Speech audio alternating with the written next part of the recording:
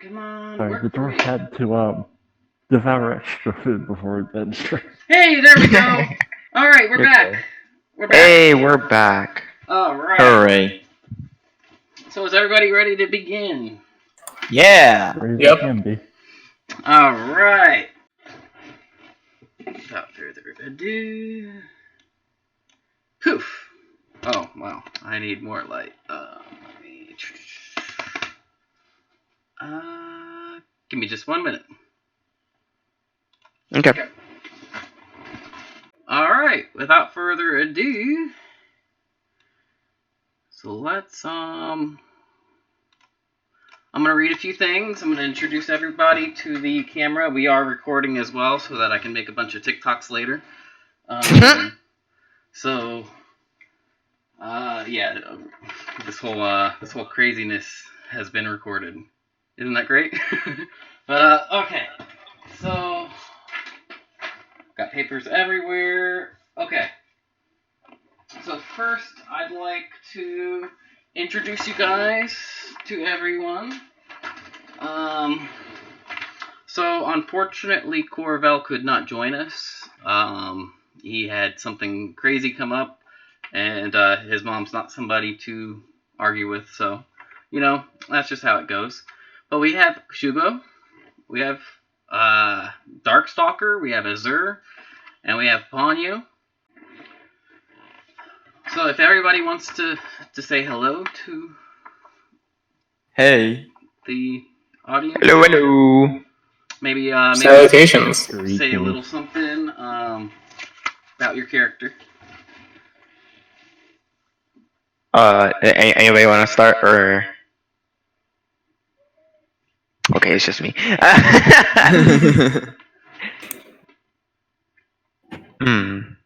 I don't know if I don't think I'm gonna go with a voice just yet, because I'm still thinking what voice I want to give her. But greetings, Twitch. I am playing Sariel, the Shadarkai elf. She was raised over in the Shadow Plane, and throughout her adventures, she decided to leave the Shadow Plane, her home, her family, everything behind, because she was curious about the material realm. Okay. Throughout her adventures, she hasn't seen too much craziness just yet, but we will soon find out what our DM has in store for us. Okay. So, my character is Ubrajara Canto de Verão. He is a circle of shepherd druid. He came from the south of the Mari jungle in a small tribe where both of his parents are the leaders of the tribe. However, this artifact that they used to worship was stolen, the Eye of Tupã. So the mission of my character is basically finding the relic and basically stopping invading Doom. Yeah. Okay. Pretty basic stuff. Very good. Very good. Who's next? I guess I'll go next. So my character's name is Scratch Moonwatcher, and he is a Circle of the Moon druid. And his race is a Grimalkin, which is basically a cat. It's a homebrew race. Well, if you want to know what he looks like, he kind of looks like Beerus from Dragon Ball. A little bit about his backstory. Basically, he and his parents have been roaming the wildlands of, well, everywhere they can reach, basically. Basically looking for work as mercenaries, I guess. Which is where his urban bounty hunter background comes in. But at one point, his parents got caught up in work that they couldn't really handle, and they eventually were killed. So my character's basically been roaming the wildlands, just trying to survive. Okay, my door just opened and closed by itself. Ooh, spooky.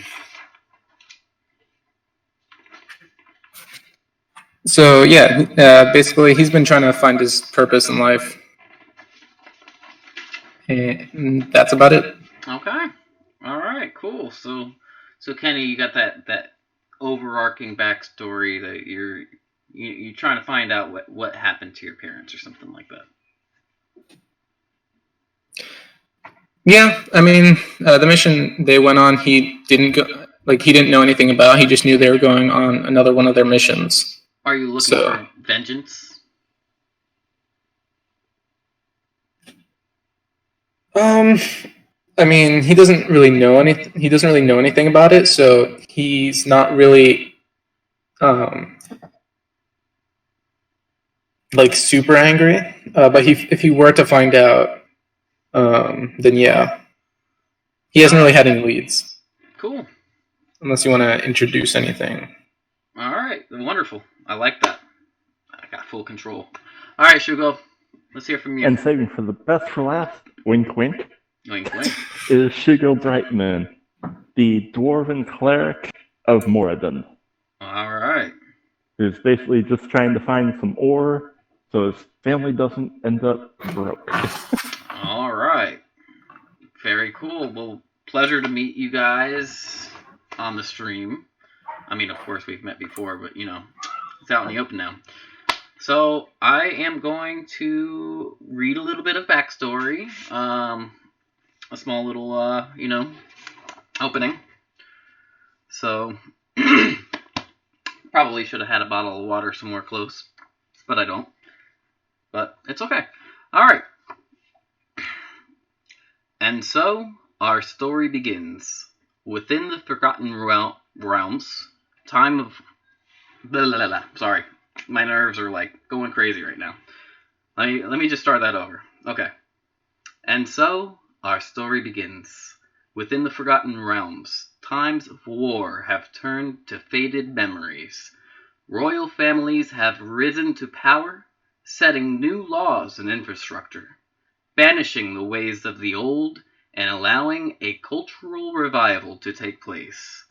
Our heroes find themselves at the beloved Stonehill Inn in the town of Phandalin, a quaint, all-wooden town that serves as a mid-trading point between Neverwinter and the rebuilding town of Lylon. So, basically, we have the party that is, you guys are all asleep in the inn right now. You guys have 2 different rooms. Because I was originally writing this as a 4-person campaign, but then we got 5 people, but now we're back to 4 people, but temporarily. So basically, Ubi and Dark, you guys, or Ubi and Scratch, you guys are in the same room. I think since you guys are both druids, or forms of druid, I think that there's some sort of connection there, though we have yet to learn exactly what that is. We're going to explore that as we go on. And then the rest of the lot is in another room. So I'm going to set that up really fast. And that bottom screen down at the bottom is our town. Let me...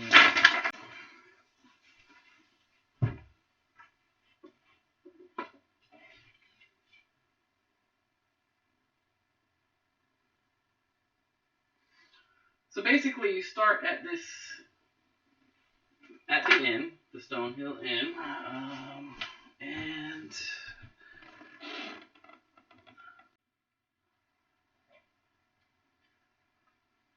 Oh, I saw a dragon figure on the side. Is there a dragon flying around? not at the moment. Wait, is that a dragon figure? It looks like a dragon figure. Okay. Level 1 challenge, fight a dragon. Oh, bro, we can do it, bet. You probably could. I don't doubt it at all. I'm back. Okay. All right. So the player with the highest wisdom will be awake first. So the party is now asleep in each of their respective rooms. Don't mind the... Actually, let me make it a little bit more realistic. There's no goblins on the screen yet. She is laying down. She is sleeping. You guys are all sleeping. Okay, you guys are having wonderful dreams. So, who did I say goes first? Okay, so Shugo has the highest wisdom, followed by Scratch and Ubi. You both have 18 wisdom, so you guys wake up after Shugo. So, so you're awake first. Shugo, you're sitting there. You're looking at you're watching Sariel, sleep. You're kind of being a little creepy. You're just kind of sitting there. You think you heard something, but you convince yourself that it's nothing. Now, do you want to do anything preparation-wise before we get started, since you're sitting there by yourself, awake? Breakfast? Okay, you're hungry, so you start looking around the room. There's an apple on the counter. You can eat it if you want.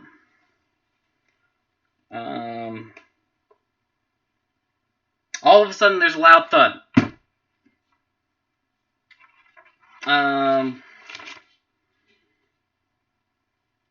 It's kind of in the distance, and you hear, "Oi! What are you lot doing here?" If you didn't understand, he's asking what they're doing there. All of a sudden, there's sounds of clinking that begin downstairs, and it sounds like a fight is happening. And at this point, I want to have everybody roll for initiative. That's another thing that I didn't add. I can do it really fast. The dice rolling. Here we go. I wasn't expecting initiative so early. I know, right? Very dramatic start. Where is it? Discord. And the rest of us are asleep, yes? What? The rest of us are asleep, yes? Okay, so... Or would the thud have awakened us? Okay, so... If... Oh, I forgot to add my cheat to Avrai, so I'm just going to roll. Everybody has over 10 wisdom, so everybody's awake at this point.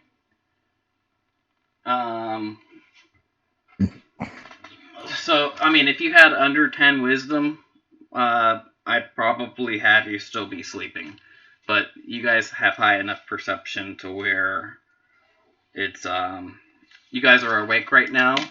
And let me get this Discord screen up. Okay, alright, so basically, we got a 17, 17, 5, and a 17, or 7. So between Scratch and Sariel, I'm going to let you guys decide on who wants to go first.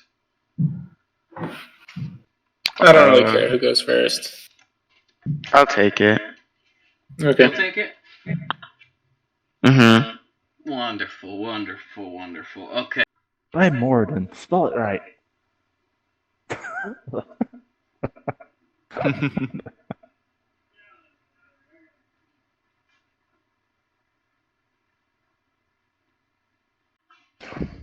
Alright.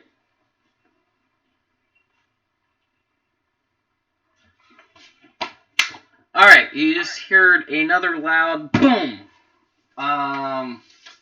This one's a lot closer. This one's in the hallway. Which is coming from right here. There's two things Must that be are room outside. service. You're...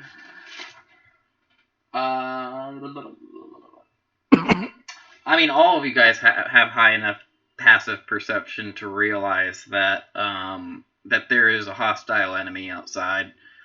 So is there any sort of preparations Sariel or Scratch would like to do before things get started?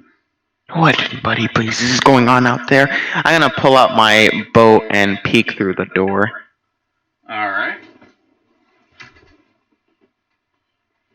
You got your bow ready, and right as you are about to peek through the door, another loud bam happens, and this one sounds like it's down the hallway, to which you hear a very deep Ah!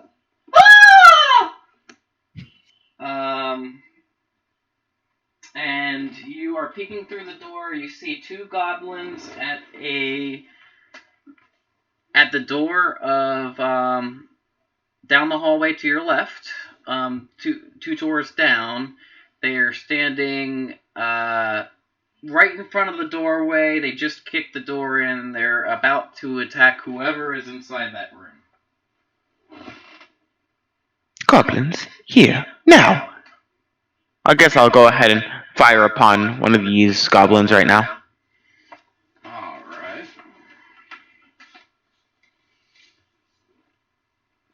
Alright.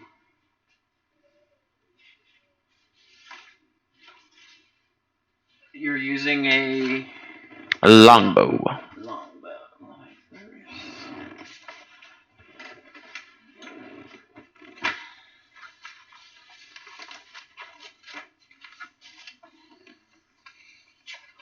Alright, alright, roll for me. Alright, I got you. Boop. And attack longbow. 24 to hit, 11 damage. Okay, you definitely hit. Do you want to give us some sort of scene? Any sort of special effect that you do to shoot your bow? Not right now. I just kind of pull back and fire.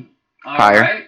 Your arrow goes right through the goblin's head and instantly kills the goblin that you were looking at. What of the other? Wow.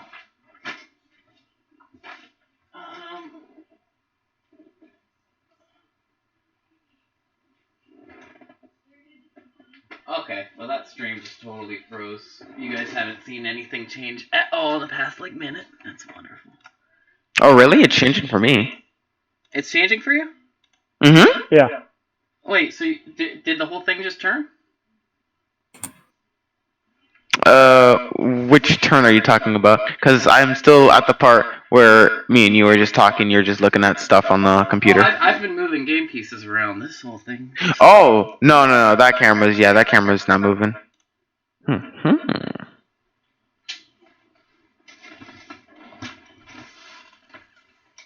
There were 3 goblins originally, or were there 2 and I just killed one? There was only 2, and you killed one. Excellent. There is now the closest goblin dead on the floor. And I think you're done as far as actions goes. Yep. So I will end my turn. Cool. Alright. Alright, Scratch, what would you like to do? Okay, so hearing the loud thud, Scratch is going to jolt awake and kind of roll over to see what happens, and in doing so he kind of accidentally rolls off the bed. But he'll get up, he'll grab his shield, and he'll storm out because he's kind of annoyed at being disturbed and awakened. When he sees the goblin, he's just going to immediately he's going to cast Word of Radiance. The goblin must make a con save. Okay, I'm going to play that out real fast. You rolled off your bed, kind of upset. You grab your shield, you're angry, you're up there. So I'm going to walk out the door, I'm going to be like, "You disturbed me from my slumber!" And then just clap my hands together, and then just divine radiance bursts from me towards the goblin. And what kind of save did you say? Constitution. Constitution. All right. You can roll on that. You got anything over a 10 will hit. It's the goblin who rolls. No, the goblin has to roll. Oh, yeah.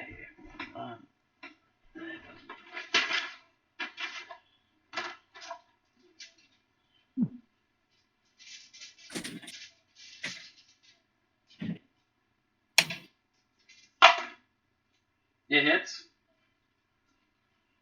Hmm? What was that? Goblin didn't save. Oh, okay. How much damage did you do?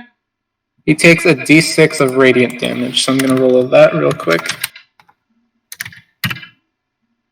Okay, he takes 3 damage. Alright. 3 damage? Alright. It's not dead yet. Upon seeing you, the woman that's in the room screams, "Ah! Please help me! Ah!" And then after that, you hear, "Gwen! I hear ye! I'm sorry, love! They've got me surrounded!" From downstairs. You hear that from downstairs.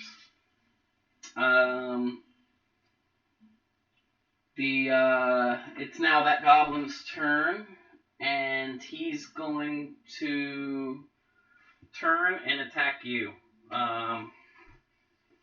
He's going to use a scimitar.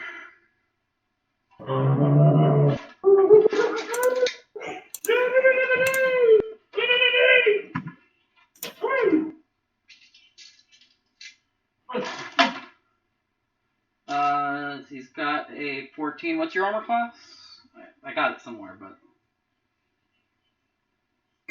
So I would assume he did not sleep in his armor. With his shield, that'd be a 14, so he would hit me. Okay. Damn, if I had my armor on, that wouldn't have hit. But I mean, just look. Alright, he does 6 damage to you. Okay. Upon taking the damage, I'm gonna taunt him. Say, is that the best you can do? Even though I'm pretty decently injured. It sucks being a caster. Okay. Yeah. Alright. The girl in the room comes out of the room. She's got what looks like a pan, a cooking pan, and she hits the goblin in the head as hard as she can. And she does the killing blow. I mean, like, the goblin only had a few hit points anyways. I was gonna do a... Well, I guess I can roll 1d6 damage to see if she kills it. Oh, actually, I guess she doesn't kill it, because she rolled a 1. So... Oh, interesting. She hits it as hard as she can with the pan, but right when she's about to make contact with it, the pan slips out of her hands, and it barely grazes the goblin. What? She's basically like, "Oh crap! I'm sorry, guys. Please help me."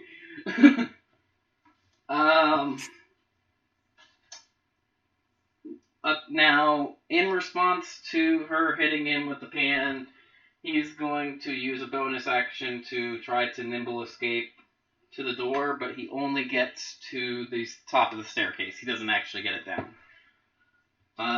And Ubi, it's your turn. All right. So in the counter, there is any flower? Just asking. I know it's a strange. A flower. A flower. Like in a vase or something. Oh, inside the room? Yeah. Uh, I know it's a strange question. no, unfortunately not. There is no Oh. flowers inside this room. Okay, so I guess I will have to improvise. Guess no How problem for you. How far is the goblin? Do you... He looks like he is. Do-do-do-do-do. Well, you're still in your room. Yeah. So he's over 30 feet away. You gotta leave your room first. Okay, so I will leave my room. As I leave my room, I get out my quarterstaff. Alright, you got out your quarterstaff. And as I touch him, there is this mild glow, this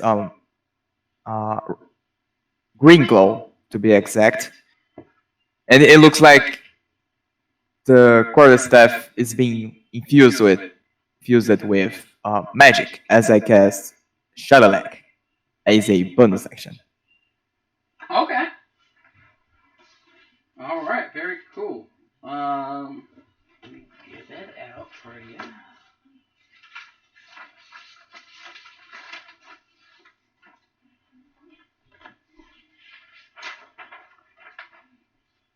And to end, I point my quarterstaff at the goblin and say, "You, green bean, you are gonna pay for disturbing my sleep, you fool!" And I end my turn. Alright. Cool. So you got your staff pointed at him. You are angry. Just like your buddy there. Okay, cool. That bonus action doesn't do any damage, right? No, it doesn't. Okay. It just enhances the quarterstaff. Gotcha. So you get plus to rolling? I get plus equal to my spellcasting, that is 6 to hit, and the die is a 1d8 as soon as I enhance the staff. Okay. And it's a magical attack. Okay. Cool. Alright. Wait, now, don't let me discourage you from what you'd like to do, but I noticed here that you have a what weapons do you have? I have a scimitar and a quarterstaff. It's included in the starting equipment of the druid. Let me be a little bit more descriptive. Before you lock in your turn on that being what you want to do, you can tell that the goblin standing in front of you is on his last leg. Like, he has barely any life. If you were to pick up anything or maybe throw one of your weapons or something, you possibly could kill it if you'd like to. Can I throw my quarterstaff? You sure can. I'll let you do 1d4 damage on that. Okay. So I roll a ranged attack, right? Yeah. But oh boy.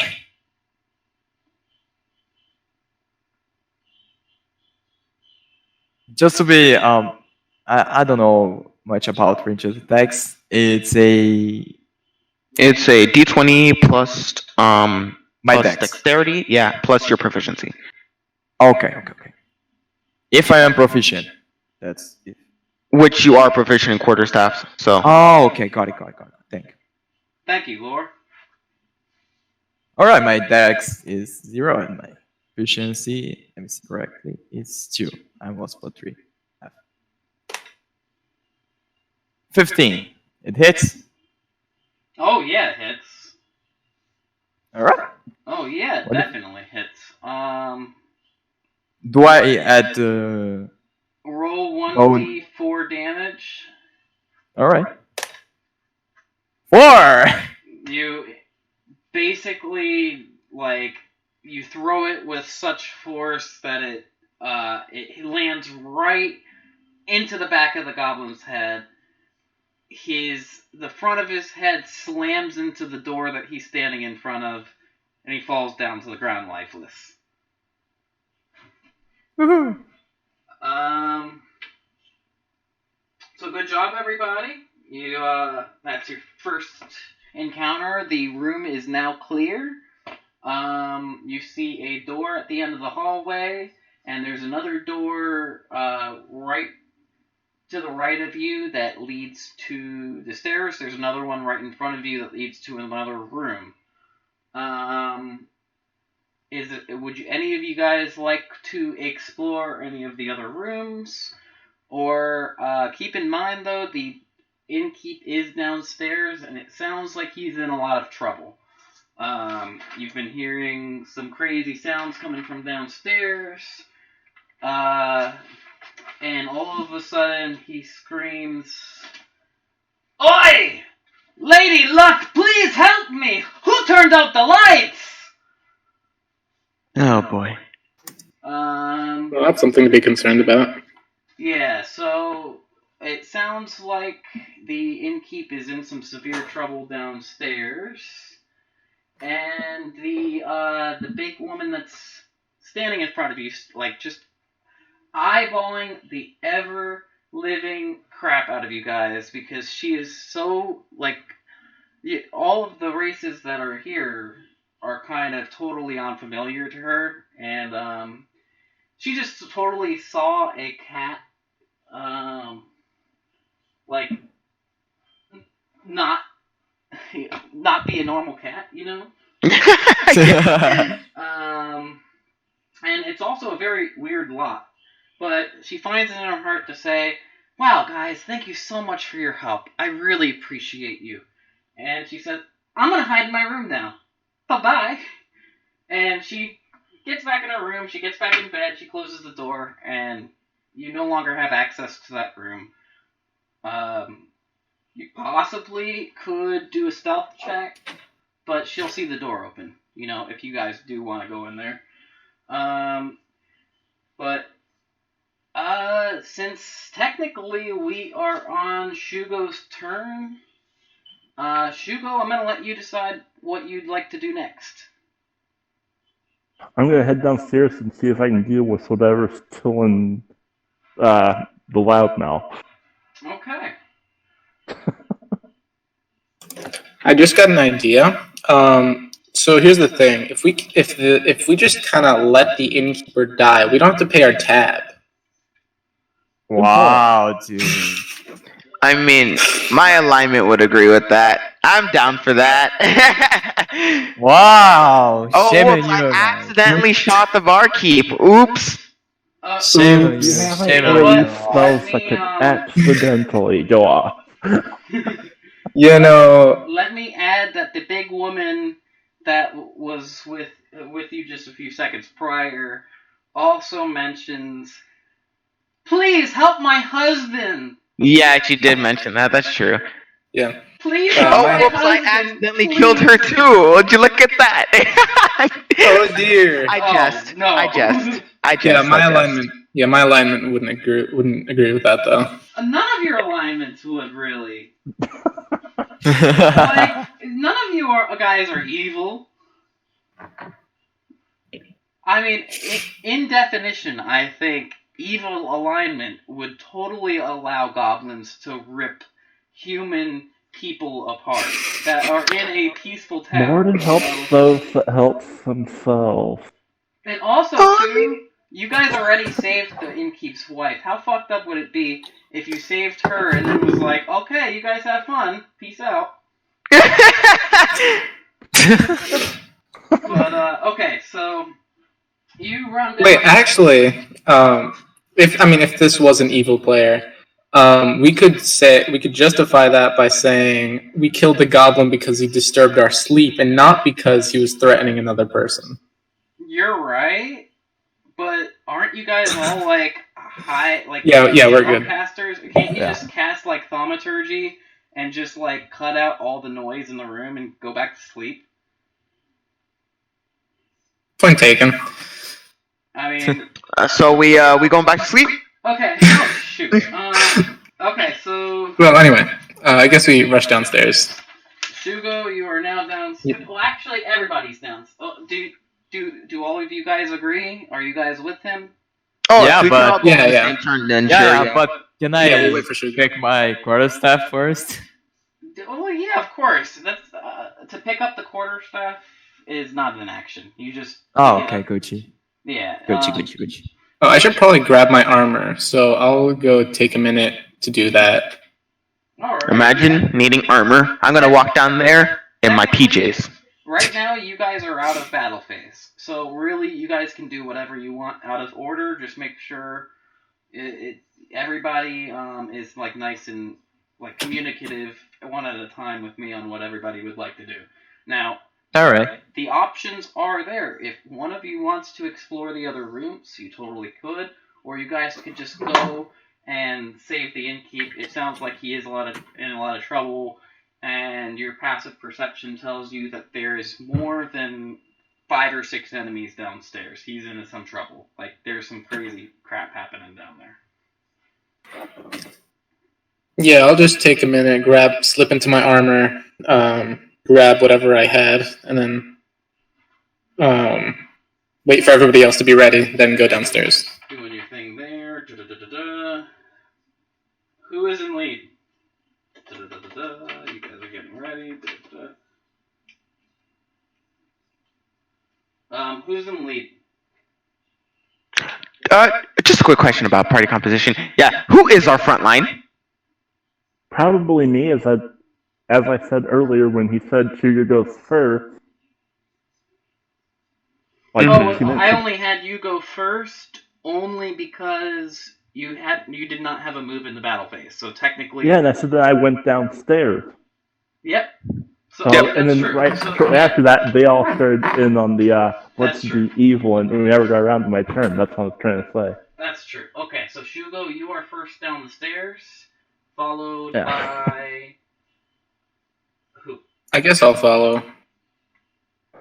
Who is- Follow second, I guess. Oh yeah. Okay. I'll third. So Scratch. Actually, Scratch, aren't you small enough you could actually like be on people's shoulders and stuff? Yeah, I can. I believe I can slip through. Well, my size is small, first of all, so I can slip through larger. I think, yeah, larger creatures' space without Everything having is a one mouth. size bigger. I think it's Mediums can Either- slip through large, yeah. smalls can slip through mediums, tinies can slip through small. Yeah. Alright, let me just do some finagling. And for some reason, dwarf is labeled as medium.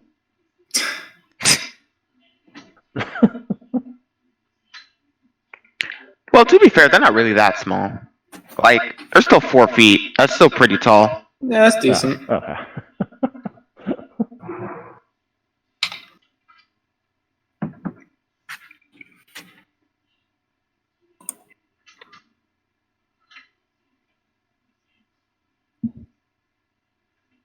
Well, I guess I'll turn it around so that you guys can see your character bumps. That'd be a good idea. Alright. Sariel, where are you at? Are you in, like, right behind, Shugo? Since you're a fighter, or are you sticking in the back with your bow? I'm sticking in the back with my bow. Sticking in So I can either be behind Shugo or in front of Shugo, as long as I'm not first. Well, Shugo. I'm pretty melee. Not. Alright, cool. Let's see here.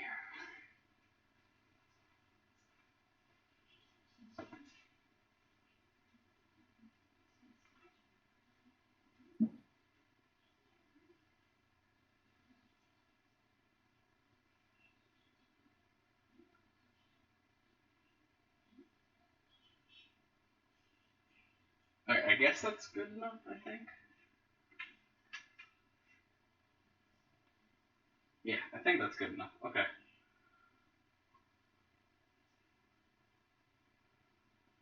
Alright, so I am totally not going to play music like I intended on. I think it's just too much going on for the first stream. Eventually, Yeah, I'll that's figure more out. of a fourth or fifth once you've ironed out details. Yeah, eventually I'll figure all the music out. Basically, I have our little friend here that was going to be playing music for us. He is there, but there is no music playing at the moment. His name is Radigan. Basically, he is. There's something special about In every him. tavern, you told us. Well, yeah, it was just for the stream. There's something special about Radigan. Nothing that has ill intention can see him. But he is in every single tavern or every single place that that music would normally be. He's in the corner playing in every single bar somehow. Don't ask me how. It's just that's the way it is, you know. The ultimate bard. He's the ultimate bard. He's just in every single location across the And the temporal dragon? the temporal vortex, you know. So, all right. So basically, you see, where's Barthen? Where's the most important person? Oh, here he is. Okay. So Barthen is just a few things to rearrange a little bit.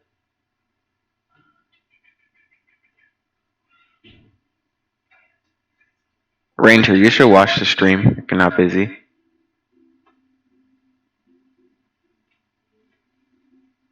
Okay. All right, you guys are at the staircase, and you guys just came into the room. It is pitch black, though. So I think who's got dark vision? I do. Tis I. D&D is Uh-oh. Uh-oh. Ubi, no!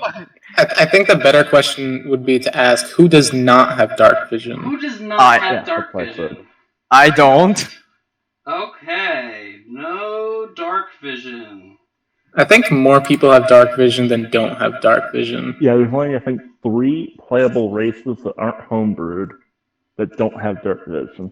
Wait, so Yeah, I'm playing. Yeah. I'm playing Kalashatar. The rest of you have dark vision? Yep. Yes. Okay, wonderful. Cool. So you guys see Well- pretty much perfectly fine in the darkness. You see a little bit less than you normally would. Because there's some sort of magic essence about this darkness. It's not something that is natural.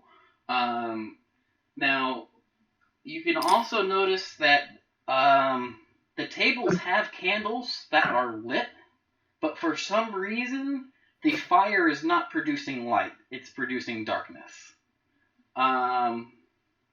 You can see around the room that there are 2 goblins that are rushing right towards you guys. And they're right next to each other, like heading in fast. There's 2 more goblins that are that are on top of the innkeep. Actually, did I call him Barthen? His name's not Barthen. I totally messed up there. His name is Fen. F-E-N. So Fen is getting attacked by goblins right now. He's bleeding.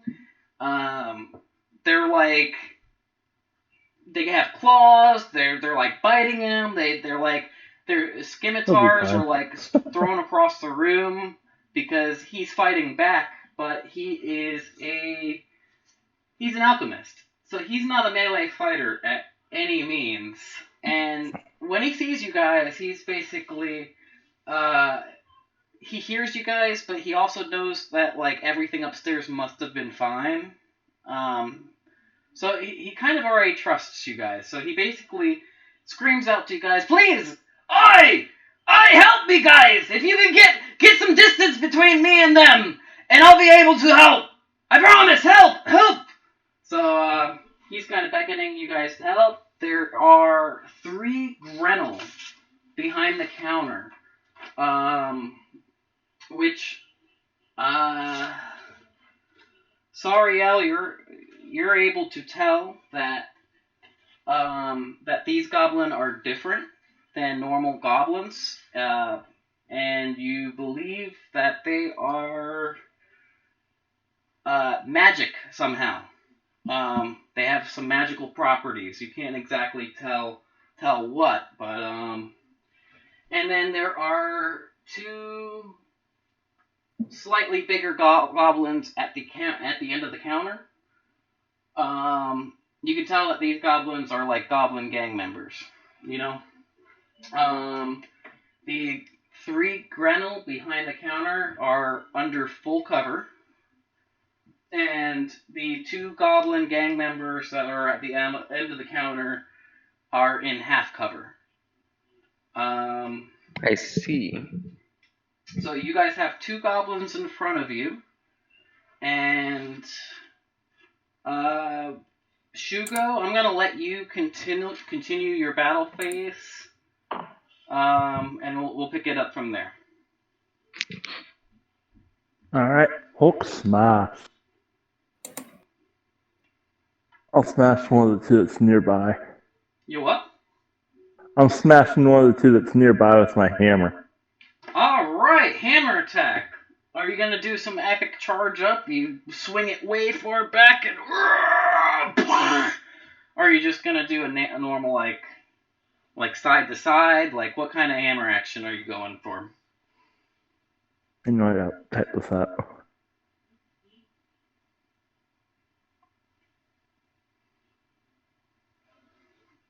There we go. Yeah, a nice two-handed overhand swing.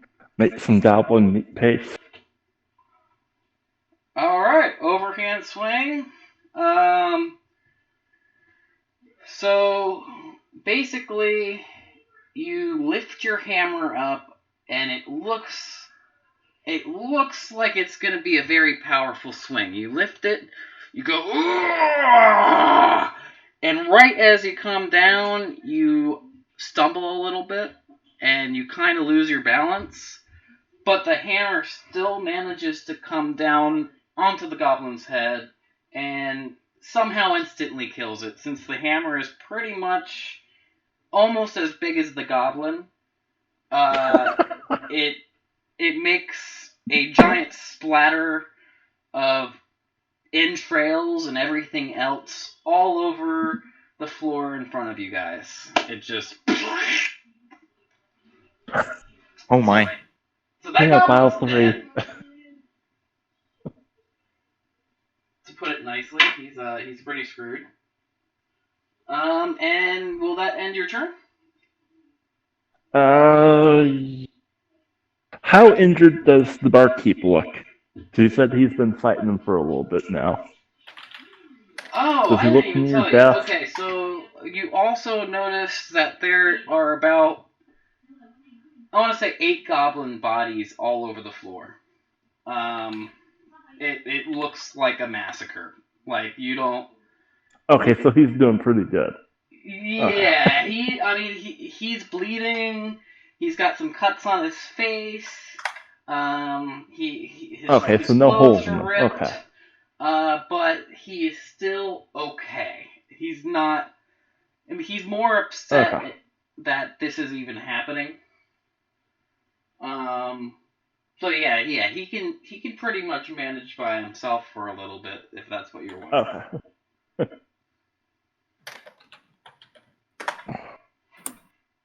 Damn, 8 goblins solo.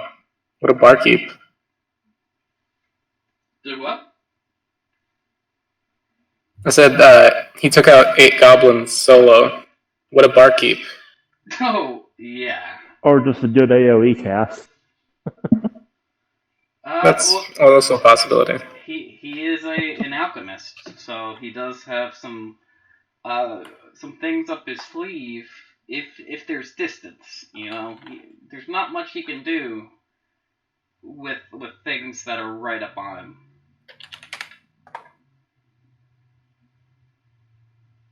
And all those things I was going to do in my turn was make sure there's a little bit of room behind me in case people need to get around me.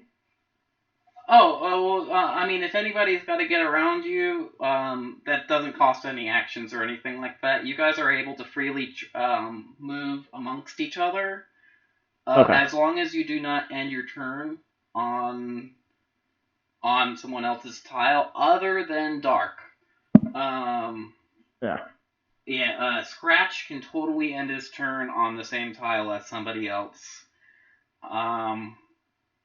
But he's I just on want to their make sure I shoulder. wasn't blocking them from getting where they needed to go on their turn. Yeah, nobody's gonna block anybody. Now, if it's an enemy, then you're blocked. Yeah. Unless you're like 2 sizes smaller than that enemy, then you can move freely underneath of it or something like that. And if you're also 2 sizes bigger, although that's really rare. So are you done with your turn? Yep. All right, Sariel, we're back at you. Looks like it, my friend. So, let's see here. I'm going to fire at one of the goblins in front of the keeper.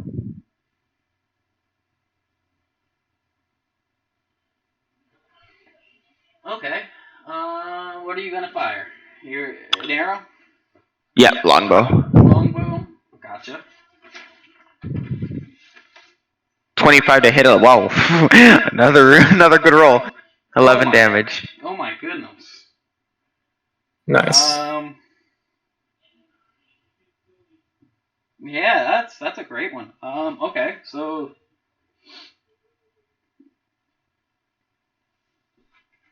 you so which goblin? Any one of them. The one who's in front of the innkeep. Not the magical ones. The bandit ones. Gotcha. Yeah, you wouldn't be able to hit any of the magical ones because there is a wall there. But you hit one of the goblins. All right, so you pull your bow back, and the way you present yourself as you pull the bow back, you are expert precision. You know, you're calm, you're steady. There's no shake at all, and the arrow launches out of your bow and goes right into the eye socket of the goblin that's standing right in front of the innkeep. He's just about to attack him, and from the back of his head, the arrow goes through the back of his skull, and the arrow shoves right out of one of his eye sockets, splattering blood onto the innkeep. And the innkeep then says, "Ah, yes!" I will go ahead and tell the innkeep. That's his 5 silver pieces. Oi, up your ass it is. So that dude, that goblin is totally like frosty. He's iced. You know, he's done. That is my turn. Oh, actually, it would be that one. Okay. So that's your turn. Do you want to use any of your movement? You still have all of your movement left. I'm an archer. I want to stay back, so I'm sticking here. Gotcha. All right. Okay. Time for all the craziness. Okay. So this goblin attacks Fen.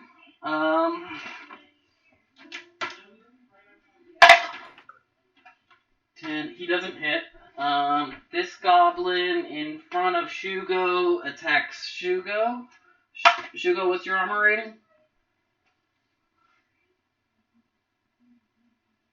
Actually, I have it somewhere.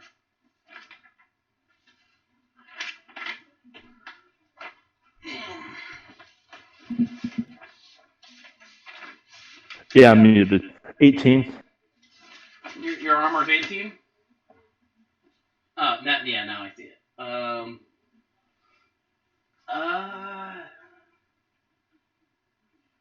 Alright, he hits with his scimitar and does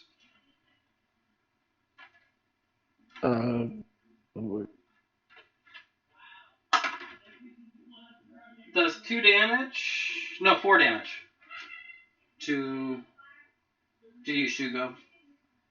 Okay. Just a quick question. We counting ammo, or do I not need to worry about that?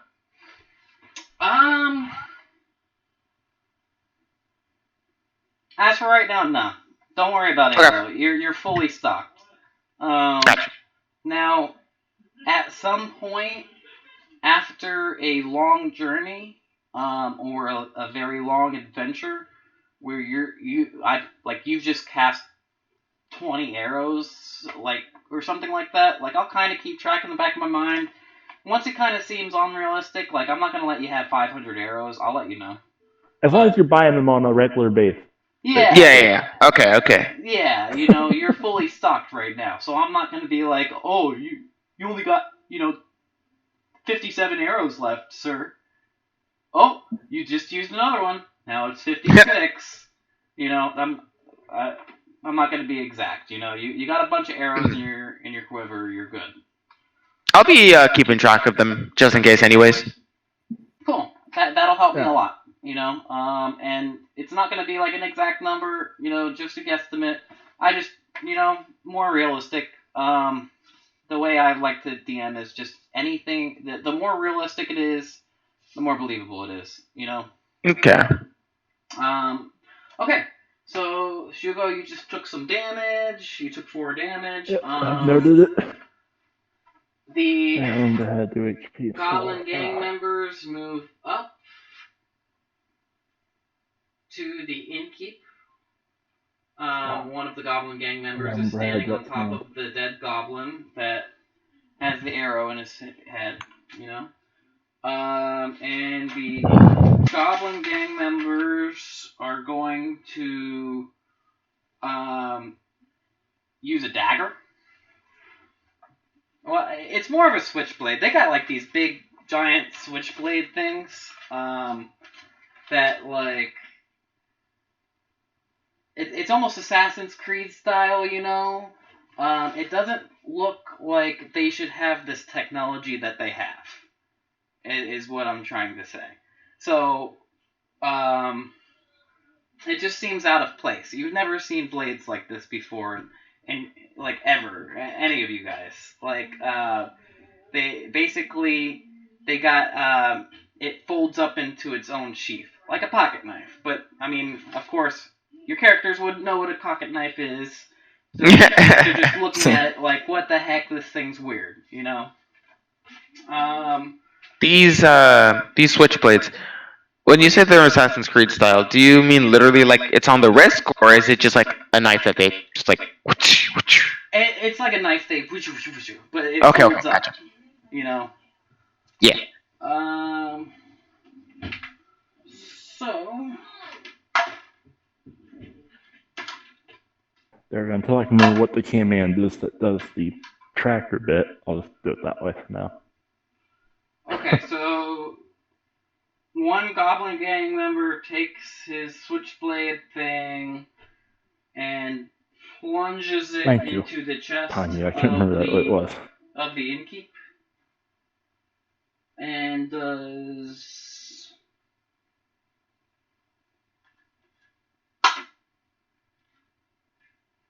5 damage to the innkeep.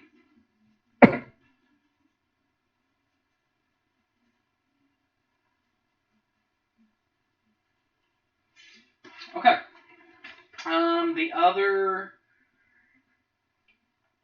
The other Goblin gang member,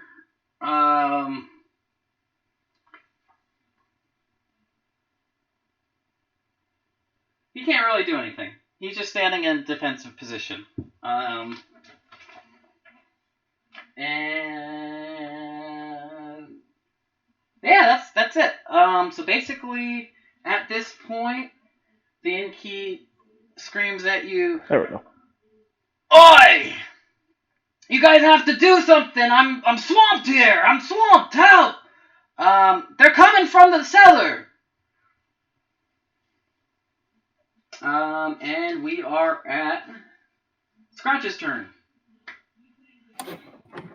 Okay. So how many are in front of the barkeep right now? 3, or is that 2? That's 3.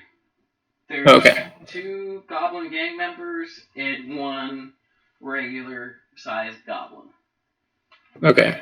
Can I tell? Well, you said there are 3 goblins behind the counter, right? They're grappled, but they're to you guys. They're behind full coverage. So I can't see what they're doing. Okay. You can't see what they're doing. Not really. No. Okay. Can I jump? Well, all right. Actually, I correct myself. You can see through holes in arrow slits. You know, through the wall. You can see what they're up to, but it's not like you can fit in like an arrow through it. It's not big enough for arrows. You know. Okay. Yeah. Can I jump on top of the counter and see what they're doing? Sure. Just be careful, cause aren't you almost dead? Oh, that's true. I do only have 5 HP.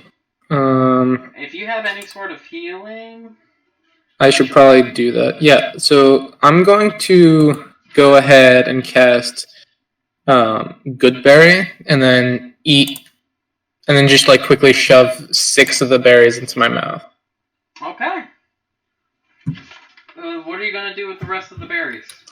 And I noticed Shugo got hurt with 4 damage, so I'll just kind of pass those to him. Okay.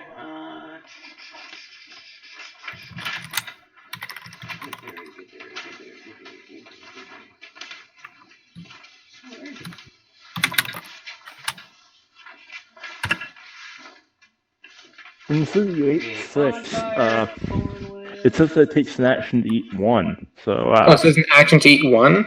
Oh, wait, never mind then. Hold up. I thought you could just. Okay, never mind. I mean, ultimately that's just up to the DM on that spell, but right there in the description when it said that, I looked at that and went, My bad. That'd be worth mentioning. Right. Well, that's what I was actually doing. I was pulling up the Oh. Oops. I didn't realize that. No, it's okay. It's okay. Accents happen. Can I like rewind real quick? No, yeah. Nothing's definite until I actually like say, okay, your turn's done. Next turn. So, especially the first playthrough, I'm not gonna be nitpicky. Okay. So in that case, I will instead use my bonus action to cast Healing Word on myself. Okay. So that's a bonus action, and I regain 1d4 hit points plus my spellcasting modifier. Yeah, exactly. So d4, my spellcasting modifier is a +4. So I will go ahead and roll for that. 7. Ooh, okay, nice. So I'm at full health. Wonderful. And then, actually, the goblins behind the counter I'll leave them alone for now. You said there's 3 in front of the barkeep. I'll run over to those 3. Yeah, so and I'll from the barkeep. Okay, so I'll cast. I don't think the barkeep will appreciate me setting his bar on fire, so I can't use Create Bonfire. I'll use Word of Radiance instead. They all have to make con saves. Give me really fast. What is everybody's I should know this, but how many spell slots do you guys have per long rest? 2. 2. I have 2. Is it 2 level 1. And that's uniform, right? Yes, spell slots are uniform except for Warlock. Yeah. I mean, but they have 2 spell slots at first as well. Yeah, that's true. Like I said, all full spellcasters have 2. Yeah. Yeah. Okay. Yeah, so there goes one of my slots. And you said you did Word of Radiance. Word of Radiance. That's all the goblins. Yeah, that's an area effect. Awesome. Good. Yeah. Well, what are you gonna like? What's your roll? Did you roll already? No, they have to make. They all have to make Constitution saves. What kind of what save do they need? A Constitution save. Well, yeah, of what value? The DC is 14. 14. DC is 14. One Yeah, it's guy 14. did not save. Oh, one guy got a natural 20. Oof. Alright, so the second guy is the Goblin. So the Goblin got a natural 20. Mm-hmm. And okay, so 2 hit. You hit both Goblin gang members. You do not hit the Goblin for some reason though. So oh, go ahead. They both take 2 damage. It's pitiful. Oh, that's it? Yeah, it's a D6 for each. Wait, I thought that you had. I was reading that spell. Hold on. You get a modifier. I'm pretty sure. Nope. No. No. It's because it's an AoE cantrip. It's the AoE so the cantrip. damage Yeah. really isn't great on it. Yeah. Okay. All right.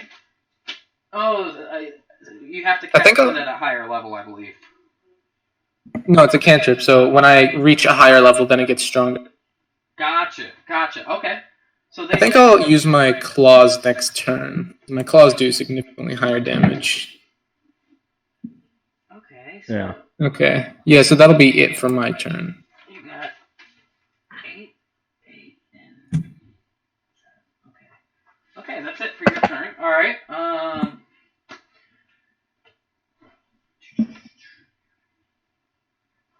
Ubi, it's your turn, but you have no dark vision, so you are completely blind. You can't see a damn thing. Yeah, I don't know what you can do really. Do you have any torches or anything? I do. From the engineer spec, but I have to, light it. Yeah, I'll allow lighting to be a bonus action for you. So you don't have to take an actual action, waste your turn on lighting a torch.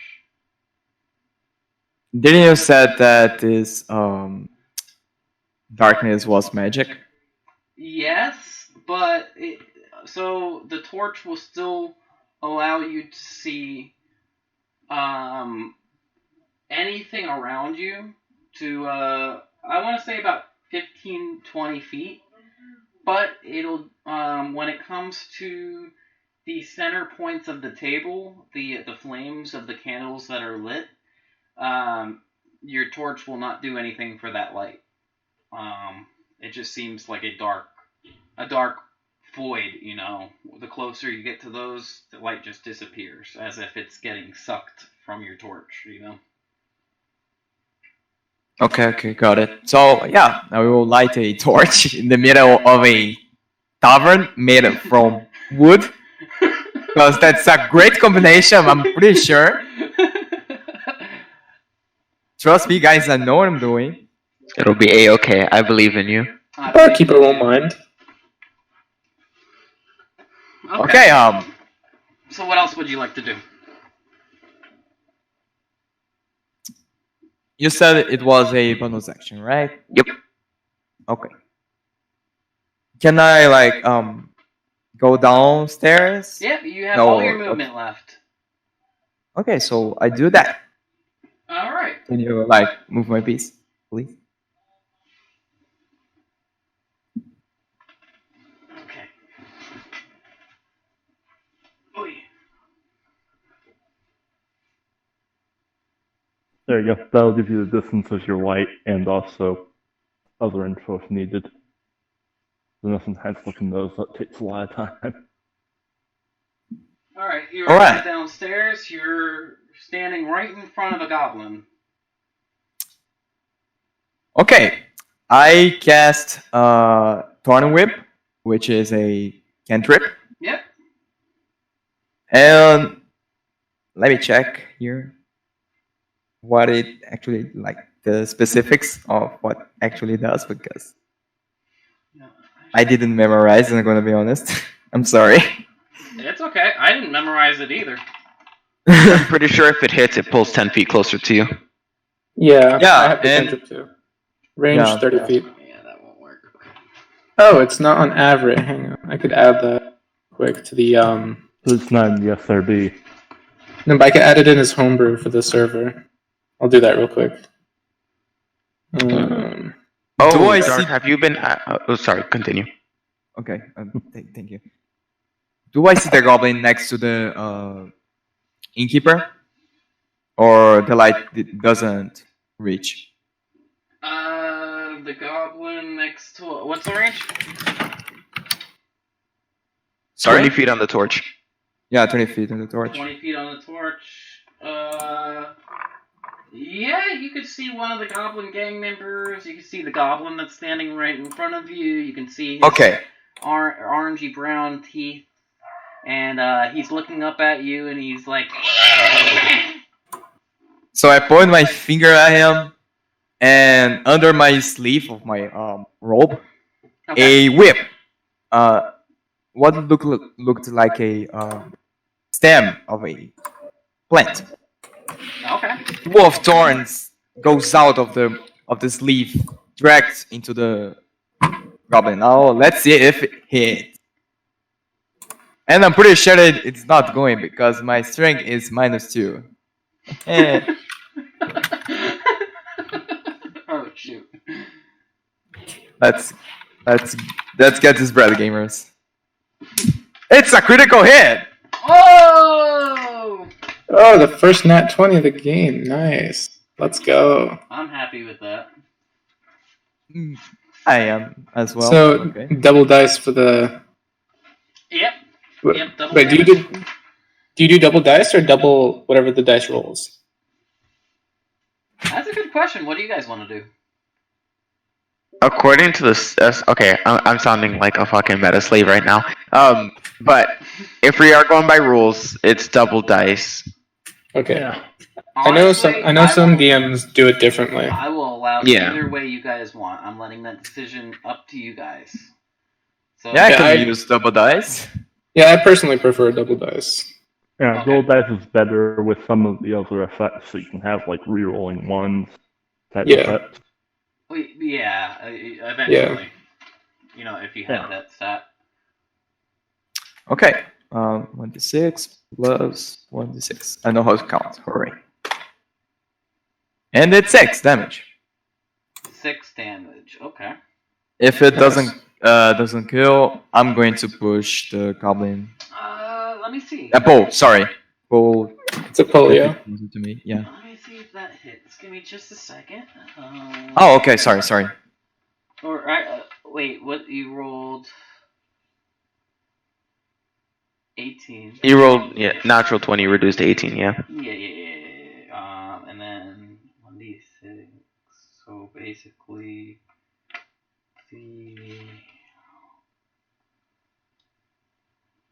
okay. So you did that just to the goblin that's standing in front of you? No, to the goblin next to the innkeeper. Because- the gang member? Yeah, the gang member. Exactly. Okay.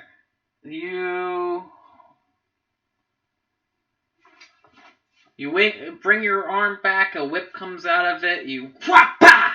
And it looks like it's pretty effective. The goblin gang member's now on his knees, and he's like, "Oh crap! Oh! Ooh! That fucking hurt! Ah!" The goblin that's standing in front of you does a what is it called? Attack of Yeah. reaction. A reaction. Yeah. But it's a really spell attack. Well, yeah, but he's so close to you that Oh. I'm just gonna make him try to bite you or scratch No, you. that's fine. That's fine. But I rolled a 2, so it does nothing. He like totally just fell flat on his face, and he's like, "Oh crap!" But yeah, that's it, and then we are on to the goblins. Goblin attack phase. So now the goblin that's closest to you attacks you with a scimitar. Oh god. He's like, I'm so angry!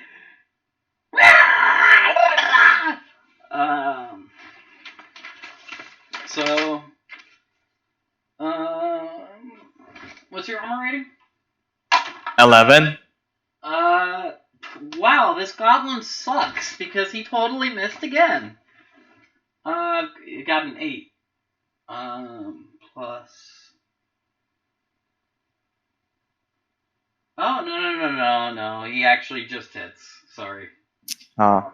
Yeah. Yeah, that's fine. So 1d6 plus 2. He got 6 on that, so 8 damage. Oof. Oh god. Oof. Are you knocked out? No, but I'm pretty close of being knocked out. Shoot, man. 8 damage. Don't worry, how much do you have left? I One. mean, we get 2 One, druids and a you're cleric. Oh, where did I think we'll be that- fine. there it is. Okay, 8 damage. What's... Oh, okay. Alright. HP minus 8. Okay, that's... Okay. All right. And we are now at this goblin gang member. Oh God, I'm scared for you, Ubi. I'm really scared. I am as well. I shouldn't Goblin dump gang member on. runs up to Don't you. worry, as long as it doesn't deal 10, you'll be fine. He's got a dagger that he's going to attempt to kill you, to hit you. He rolls a 7 plus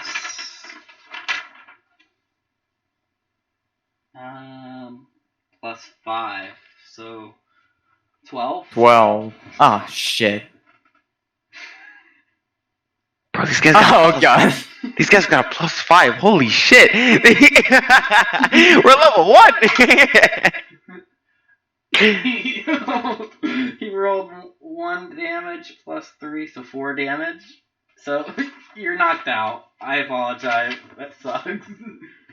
But all right, Don't so worry, you're not dead, and Shugo's first We got definitely you. my turn should be coming soon. I'll be able to save your ass again.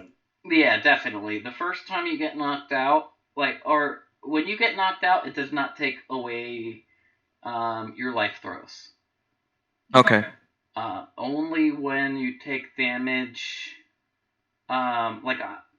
Yeah, I'm making it to where The usual way, yeah. yeah, when you take damage that is equal to your life or more after you are knocked out, if you that's when it applies. Your saves or your fails.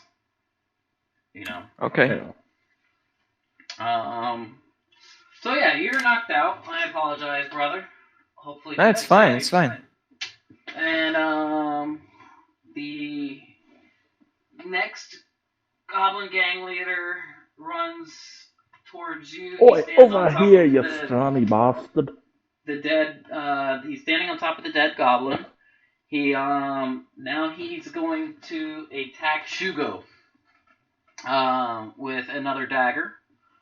So, Shugo, what's your armor rating? I just said this a second ago. 18. He definitely does not hit. And Oi, that's the best you got. the last goblin gets up behind. Actually, there is room up there. He can get on the square, and he attacks Shugo for with his. Actually, that goblin does not have a scimitar. It's across the room on the floor. So he's going to do a claw attack. Let's see if it hits. No, I got a 2. So he totally misses. He goes to swipe you with his claws and just doesn't even come close, frankly. all you guys kind of stare at him and wonder why he would even attempt to try that, and except for Ubi, of course, because he's passed out. And Shugo, it's your turn. Alright.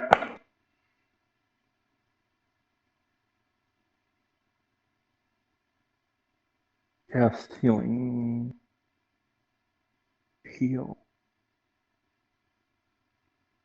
Word.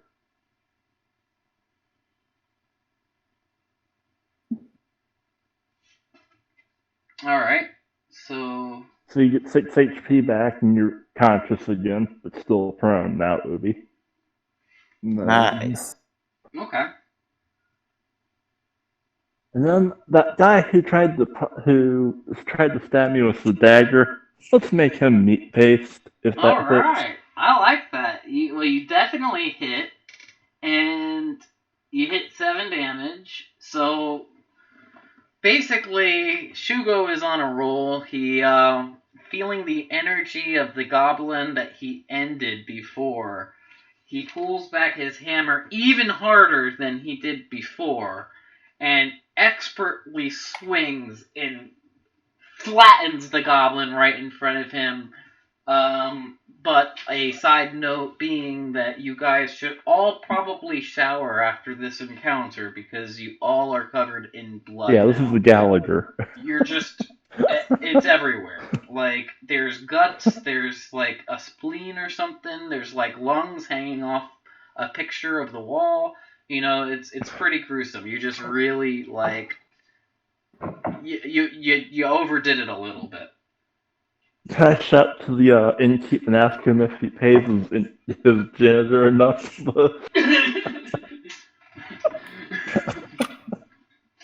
Fen screams out, "Oi, you guys are doing wonderful! Ha!" So now, I really like this barkeep. Fen the barkeep does some sort of incantation or something. You see his words whisper, and then he pulls out a vial out of his jacket pocket or his coat pocket, and he launches it at the 3 goblins that are standing right in front of you with all of his might, and he says, "Eat this, you goblins!" and throws it, and it explodes. And actually, let me do some rolling. Hold on. Oh, I got an 18 on that one. 12 on that one. And another 18. Wow. Which does 6 plus...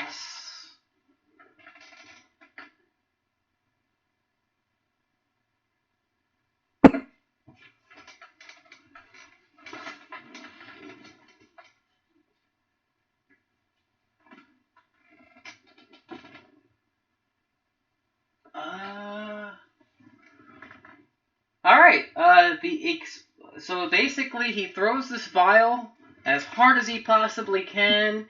The vial lands right at the feet of the goblin standing in the middle, and all of a sudden there is this giant explosion that happens right in front of your face.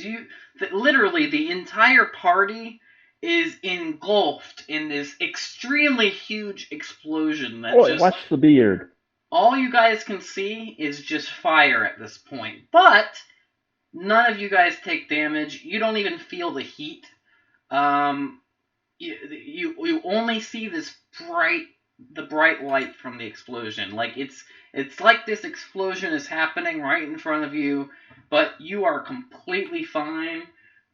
But through this bright, intense light, you're watching the goblins just disintegrate before your face. They just their skin melts and flops off of them onto the floor, and there's nothing, like when the explosion is done, there's nothing left.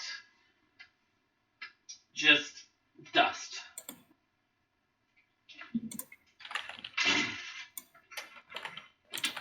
Fen screams out, "Oi! What do you think of that, me laddies?"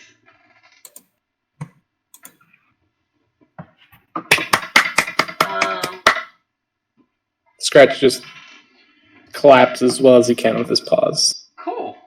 Alright. Clap, And clap. then, just then, the Grenels kind of take a step back, and you hear boom, boom, boom, boom. The entire room starts to tremble in conjunction with this loud boom. The entire tavern is shaking with every boom that happens. Oh, that's a concern. All of a sudden, you see out of the corner of the room, there's a hatch that is open. You see a giant hobgoblin jump through the hatch. A few seconds later, another one jumps up through the hatch. Oh, excellent. We're getting our day's work in, and we're not even being paid. The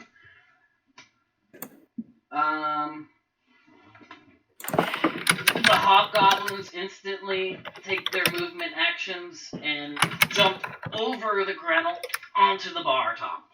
They both are standing on top of the bar top now.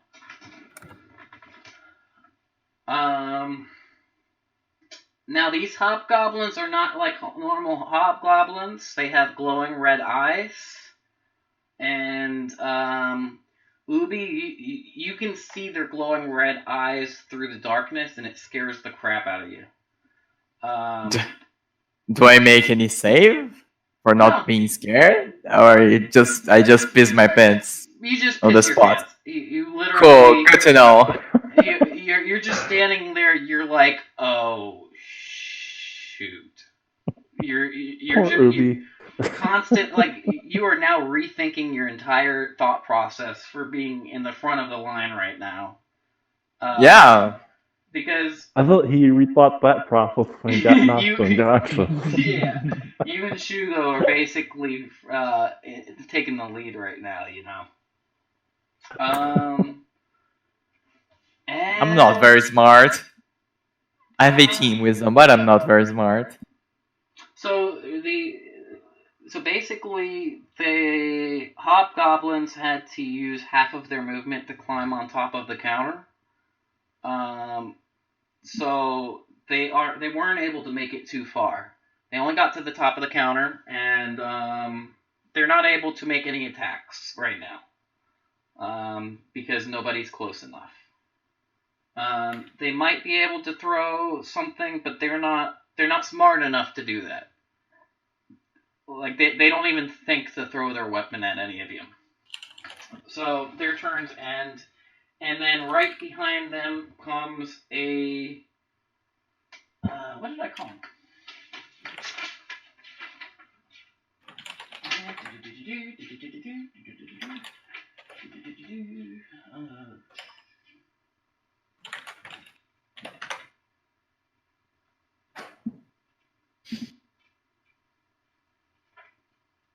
Here we go, Goblin Boss. Goblin Boss spawns through the hatch in the floor. He basically leaps up with greater force than the hobgoblins did, and he basically did not even touch the ladder in the hatch. He just launched himself up into the air and lands behind the bar top, but with an epic ground-shaking boom. His eyes are glowing fiery red, a lot brighter than the hobgoblins. He also has this aura that is encircling him. That's like it's almost like a blood aura.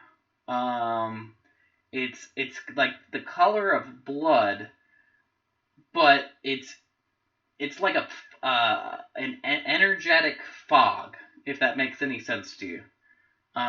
It's like wisping around him. It's like around his muscles, you know. He looks intimidating. Like you can, Ubi can totally see him 100% through the darkness. Oh shit. Just to let you guys know, like he looks like he's about to screw you guys up. He gets right here to the end of the bar, and he's got some dialogue.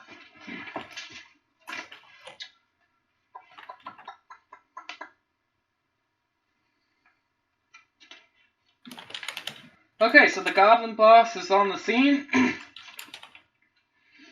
He says, "Hey! What's the big idea? You guys were supposed to have this cleared already. What's going on here, eh?"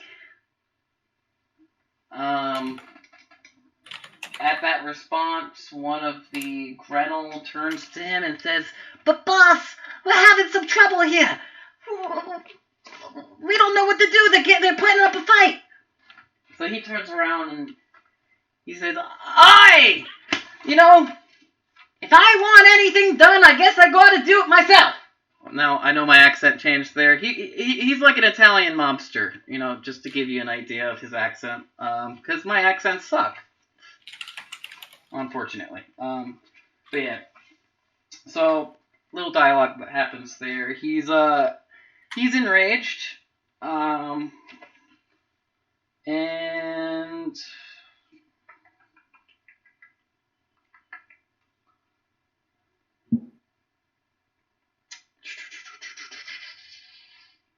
Okay, yeah. So now we are at... I believe we're at Sariel, right? Yeah. Yeah, what would Sariel like to do? What would you like to do, indeed? What Sariel is... Oh my goodness, that is a bonfire. Sariel is going to fire at the hobgoblin that just peered through. Okay. Because with no boss, the snake dies. Alright, Sariel, I believe in you. Give me a critical hit. That is not... I put longsword instead of longbow. That is not a critical hit, but it's close enough. Still 20. 21 to hit and 12 damage. Wonderful. Okay. So, let me see.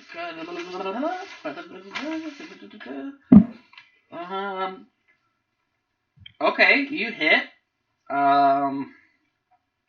And okay. So, damn. I like your bow, man. So you pull back your bow. Mm-hmm. You let out a shot right around the corner. You're basically leaning right up against Shugo at this point. Like you're basically on top of him. He's looking at you like, ooh, like Giggity. giggity, you know. You lean over him. You're basically resting on top of his head, like your shoulder is on top of his head. Oi, I got a drink first. And you got your bow slung around the corner. You draw back your bow, and a perfectly placed shot goes right into the temple of one of the hobgoblins and instantly kills him. Oh, would you look at that? They're all talk. Now, given the location of the two hobgoblins, the arrow goes right through his head and actually goes into the hobgoblin that's standing next to him. So go ahead and do me a damage. Roll me a 1d4. 4. Ah, let's go. So you do 4 damage, piercing damage into the hobgoblin standing next to him. The hobgoblin lets out a shriek. Ah! And the hobgoblin standing next to him grabs his head, rips the arrow out of it, and says, "Jerry, no! You all will pay for this!" And he is now facing the party. The goblin boss is like, basically he's like, "Oy vey, what the heck? God, I gotta do everything myself."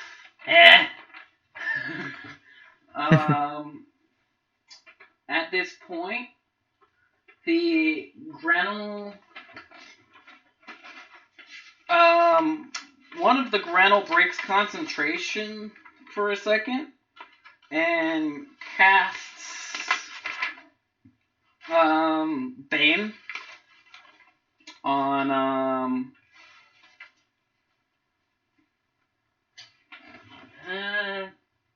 let's say Ubi and Shugo are gonna get the Bane shot.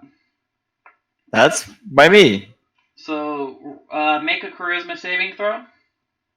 Charisma. Oh shit! I thought it was a saving. Fuck me, the one Wisdom? thing I'm gonna fail. I'm going to fail as well.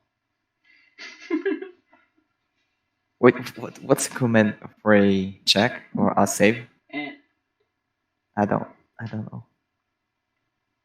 F space Yeah. and then just hit the save. Oh, okay. Thanks. Wait. Oh, the dice gods are on my side on that one. Wow. Wait, you both rolled 17? Yeah. Yeah. Nice. Well, shit. So the Grenell. Alright, so this basically what happens. The Grenell that is all the way to the right, breaks its concentration. The lights on the third table flicker. You see light coming from the flame on the candle on the third table, instantly. You know, it's a light. It's a bright light, so everybody notices. And he casts Bane on you two, which he completely fails. He makes a few like, you know, and points his finger at you guys, and this dark beam it's not really a beam, it's like a dark smoke that covers you guys, but you don't even feel it. Nothing, you know.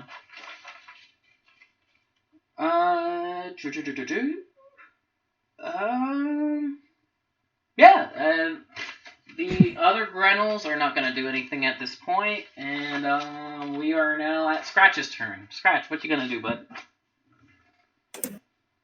Okay, so apologies, but I slightly zoned out adding spells to Avray.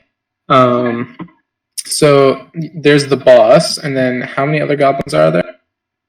Okay, so there are 3 Grenell that are behind the counter, behind full cover. Okay. There is the Goblin boss, and there is the Hobgoblin that is standing on the counter that it has blood running down the side of his head.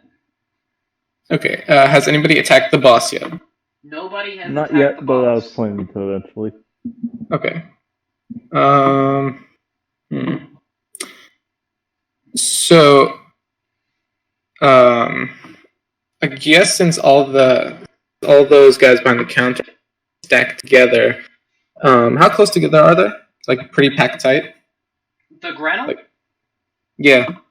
There's 3 right next to each other. They are right next to each other. They are like they're basically 3 heads on one person. They're so close together. Okay. So what Scratch is gonna so he's gonna say, well, since we're playing with fire, referring to the explosion that the barkeeper did earlier, he's gonna thrust out his hand and he's gonna cast Create Bonfire. Now, I do just want to let you know, side note, before you burn down the inn, well, actually, wait, what is the highest intelligence would be Ubi. Ubi, make an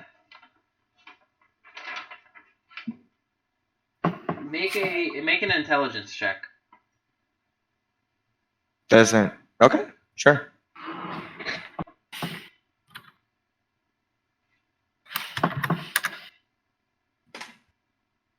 $17 again. Damn, 17's our lucky number. It seems like quite a few 17s. So, dang, I totally lost my train of thought there for a second. I apologize.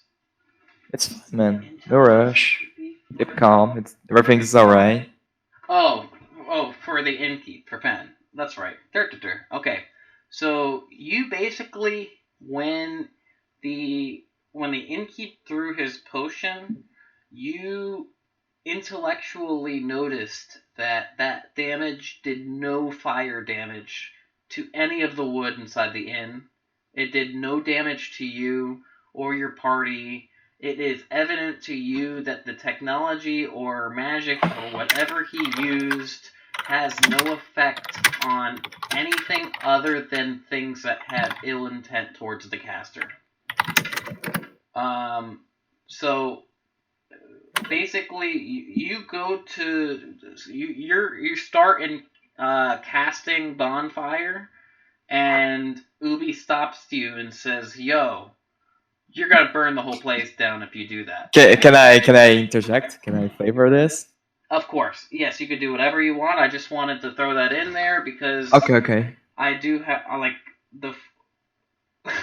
If you guys want to burn down the inn, No, I will stop him. I will stop him. If you guys want to burn down the inn, I will totally allow it.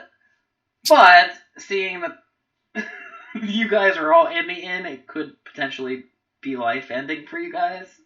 How far is the exit from where we're standing? The innkeep is actually pretty much standing in front of the entrance. Oh, okay, so not far. Yeah, you can bring it down if need be. But Morgan's flame refresh the land. Wait, what are you gonna do? I was cracking it up that if he wants to, he can let Morgan's flame refresh the land. Burn it to the ground. Okay.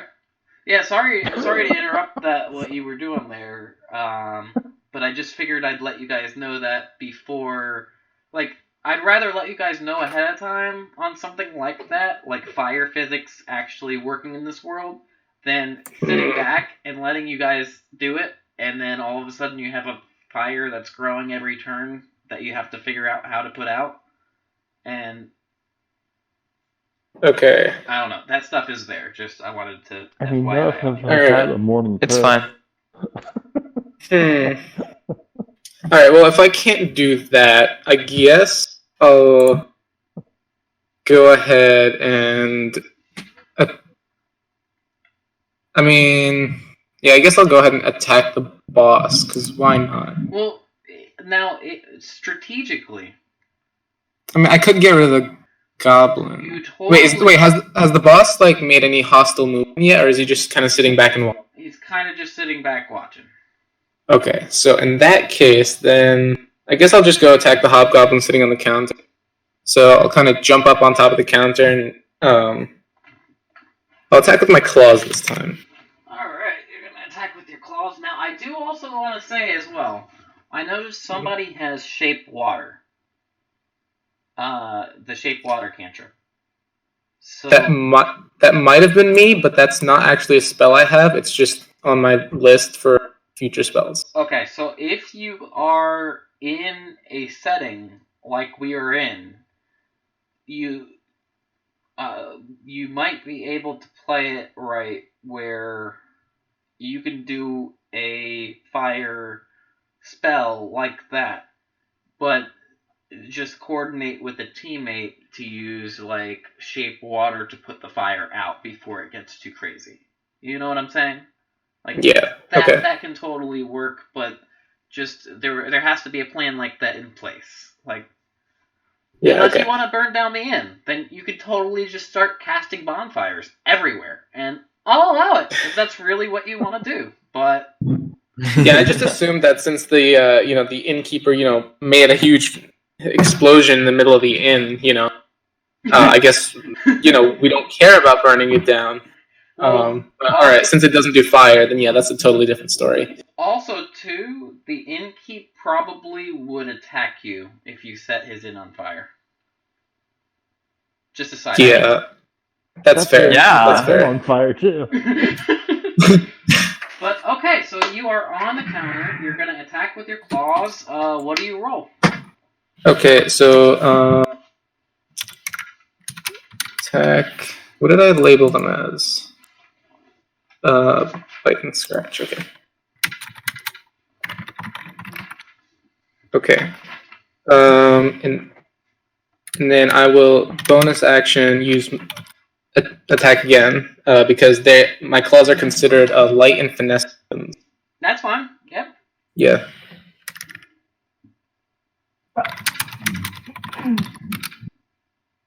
Okay, so I assume the second one misses. First one, yeah, 20 to hit and then 4 damage. Second one, 9 to hit and 5 damage. All right. Well, those are the most powerful cat claws that I've ever seen in my life because you jump over Shugo and you basically pounce on top of this hobgoblin. And like the entire party and Fen, as a matter of fact, everybody is in complete awe that you just tackled this hobgoblin. Like, you just totally took him from standing position to prone on the counter. And you take your claws, your tiny little cat claws, and you swipe once right across his face, and then you take your other hand, your other paw, and you give one big epic swipe with one of your claws across his throat, instantly cutting his throat open and ending him pretty fast. He's like laying on his back on the counter. You're on top of him, and the last words he speaks as the breath leaves his lungs is "Mother." Don't fuck with angry. Okay. The goblin boss basically says, "Oh crap! We need some help up here." And he kind of moves strategically a little bit closer to the hatch, like kind of like he's backing up. You can kind of see that he everybody except for Ubi. Oh. Because he's out of your range. But you can kind of see him. You can kind of see him shaking a lot. He's obviously scared. I mean, he just watched like this cat creature like totally just two swipe a hobgoblin. So he's kind of shaking now, and he screams out to the Grenel, "Attack! Forget about the illusion. Just attack him." So now the three Grenel move up onto the counter where they are in the open, and all of a sudden the illusion of the fire, that whole fire thing is gone. the candles come back on. There's light all in the tavern again. All of the goblins that are left in the room despise the light. They all hate it. They're all in agony right now. And basically, they're gonna poison spray the ever-living crap out of our feline friend. So. Oh boy. So the range is 10 feet. So basically, everybody in the party needs to give me a Constitution saving throw. Really? Gasp! Everyone. We're in My range. 10-foot range? Never mind then, I guess. Okay. Oh crap. Oh, we are doing fine this session. Like, we are golden. Oh, that's a nat 20. Nice. Let's go, Shugo. Wait, so did I've had spots. you guys all save? 20, 25, Well, we'll and see 25. Let's see if I make it. Oh, one more. Oh, Oh, damn. Ruby! No! Okay, Oh, Ruby, no. I'm terribly sorry, but you take 6 damage from the first one. There's 3 of them, so unfortunate. Oh. So, I'm really sorry, guys. Wait, do we roll 3 con saves? You will. Hold on. Oh, okay. So, Ubi. Well, it doesn't matter. I am already down again. Oh, no. Alright, so you're unconscious. I really hope you don't die here. I really hope as Worst part well. is, since he's unconscious, he auto-fails his next 2 saves against the Only next If 2 they saves. target him. Only if... Wait, I thought... Only if they hit him, yeah. I was letting him know this time. Maybe Wait, they I thought it don't was- put him in range. Well, yeah. If it hits him and if it goes over his health, then it's instant death, right? Yeah. No. Oh, boy. Oh, God. I'm really scared, guys. You guys are supposed to be alive this whole... Man, don't worry. I just suck. I make. No, you don't suck. You don't suck. It's just... No, it's just the dice. It's the dice. It's the Yeah. dice. Okay, so alright, round 2. Let's see our next Round of con saves. Con saves. Oh, Who else is he targeting? I forgot. Oh, not doing so good. Oh! Not Ubi doesn't need to one. make a save. You're unconscious. Oh, yeah, right. So. Yeah. Oh, boy, that nat 1. My luck is just Oh, goodness. amazing.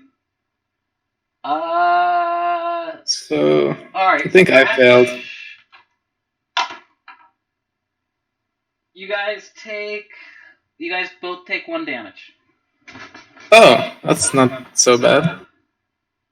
So I just fail one. Actually, you That's know it? what? I'm going to...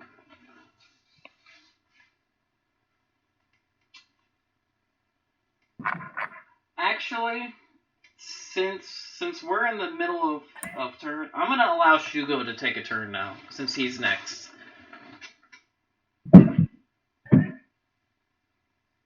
Wouldn't it be Ubi's after it? What? What's wrong? I said I'm gonna. So I wasn't expecting a turn this soon. What happened? I am going to allow you to take a turn, before the third, or before the second Gren will make his turn. So you guys save your Constitution saves. You guys know that he is going to use that move, but I'm going to allow you to go first before he does that. How far away is that third one? Hard to tell from this angle. Well, the second one is about to cast right now, and basically you just have, I want to say 10 feet in front of you, and you just have... Okay, so definitely within range of that. Okay. Yeah, you just have Scratch in front of you, but he's a little cat, so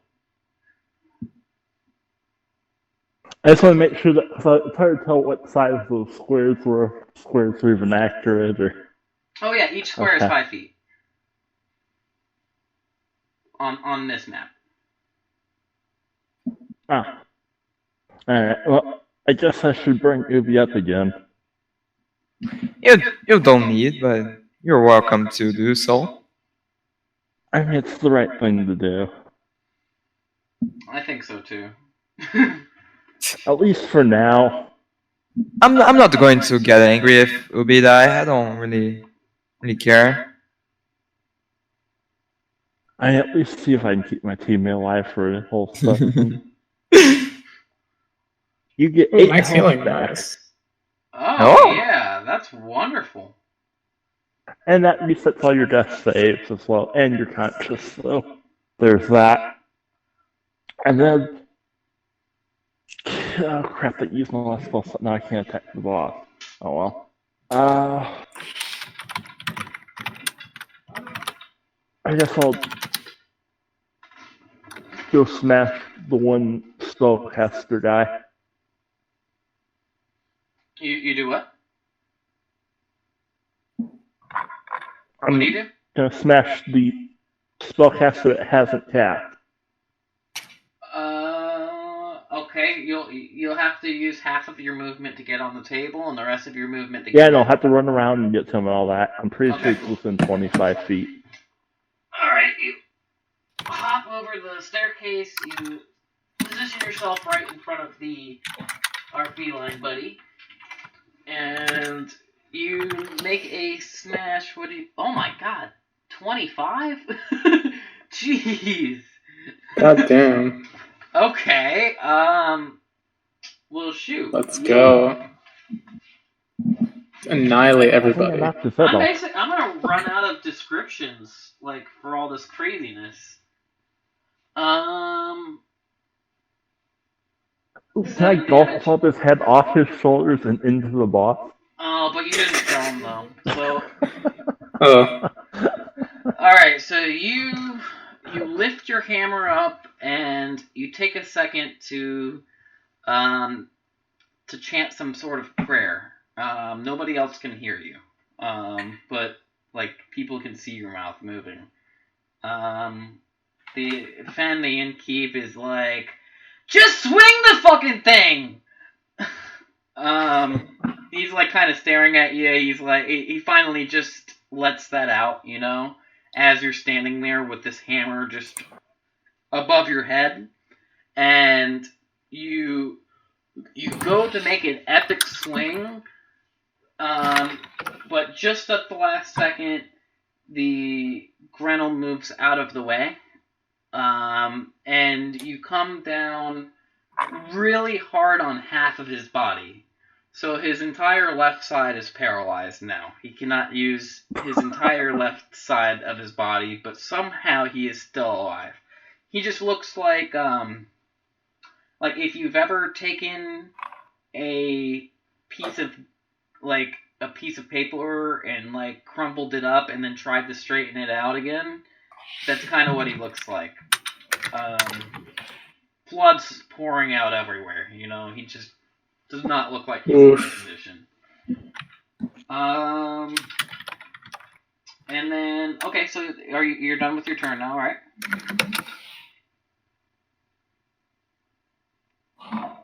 You're done with your turn? Yeah. Sorry, the first thing I said that didn't sound like a question. So I was like, yeah? Okay.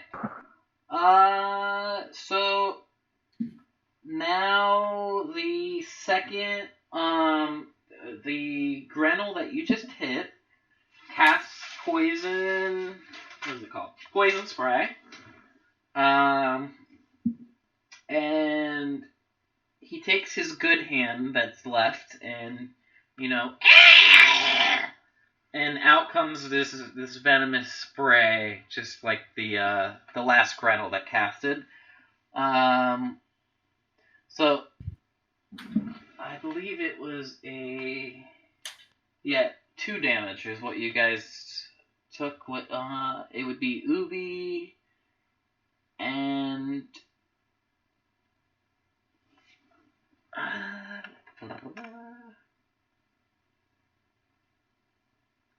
Ubi and Scratch take 2 damage.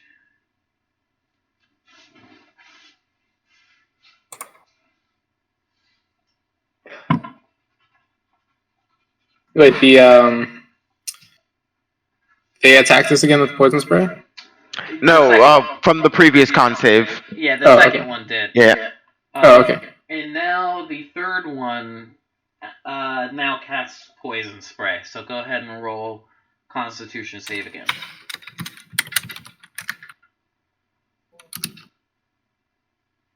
Hey, let's go.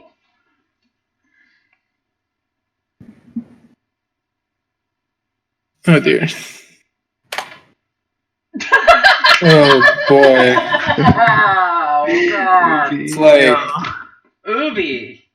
drops Yeah. gets revived, drops gets revived. All Hang on, right. As long as he doesn't get 6 damage, Ubi is fine. Time to see.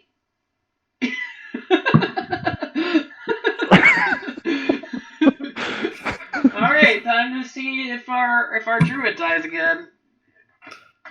Oh boy. I mean, I did give him a nice big ass heal last time, so. 4 damage. I got him this time.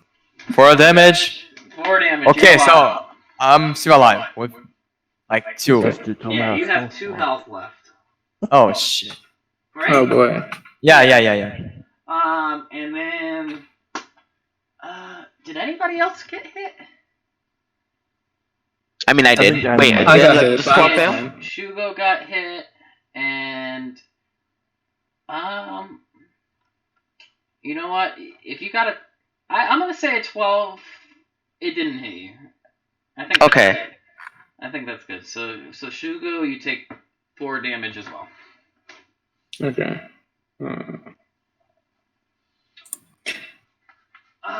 Wait, Ubi, what's your hit point maximum? 9. 9.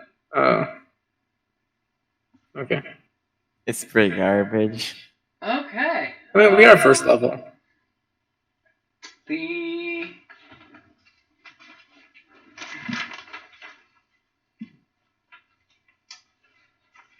oh boy.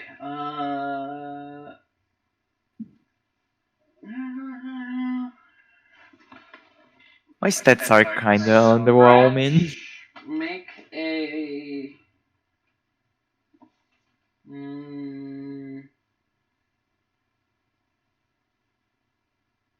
make a Constitution save, Scratch.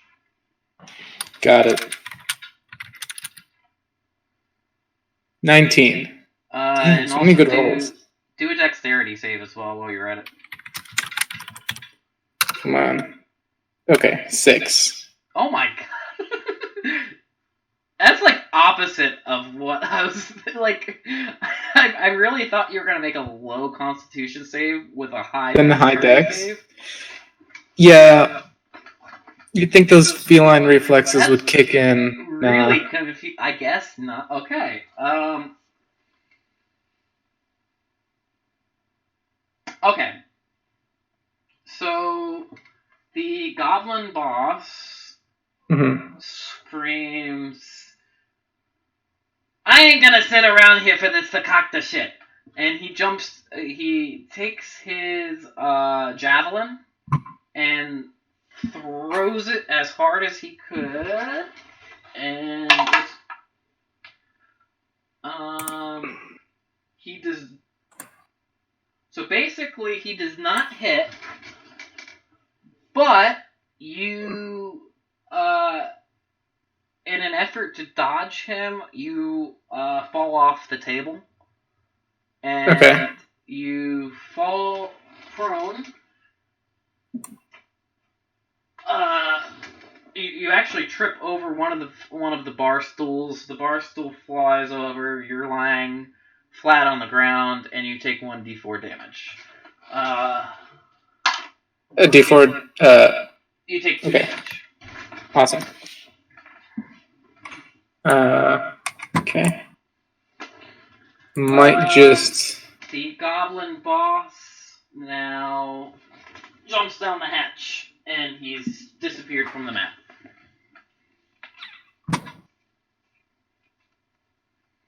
And it is. It would be Sariel's turn, right? Yeah. Yeah. Indeed, it would be. Okay, it's your turns. Let's see what our beautiful Sariel does. Are you gonna try to seduce the Gretel? No, sadly, my charisma would not allow me. Unleash your inner bard. I mean, shoot, you could still try. I mean, That is true, but Sariel prefers killing good. all right. So what you got? Who? What you gonna do? I could kill the last hobgoblin, or I could kill one of the casters. The hobgoblins are dead, bro. Yeah, the hobgoblins are shit. dead. Damn, that's I you. wasn't paying attention. Or that's Alright. Shugo. That's not a hobgoblin. That's Shugo.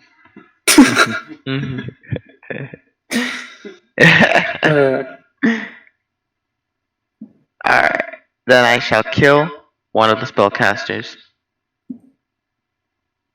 With what? What are you doing? Like, Oh, you know, it would probably make sense if I actually said, but you know, I'm just gonna be like, yeah, I'm just gonna kill it with my thoughts, obviously.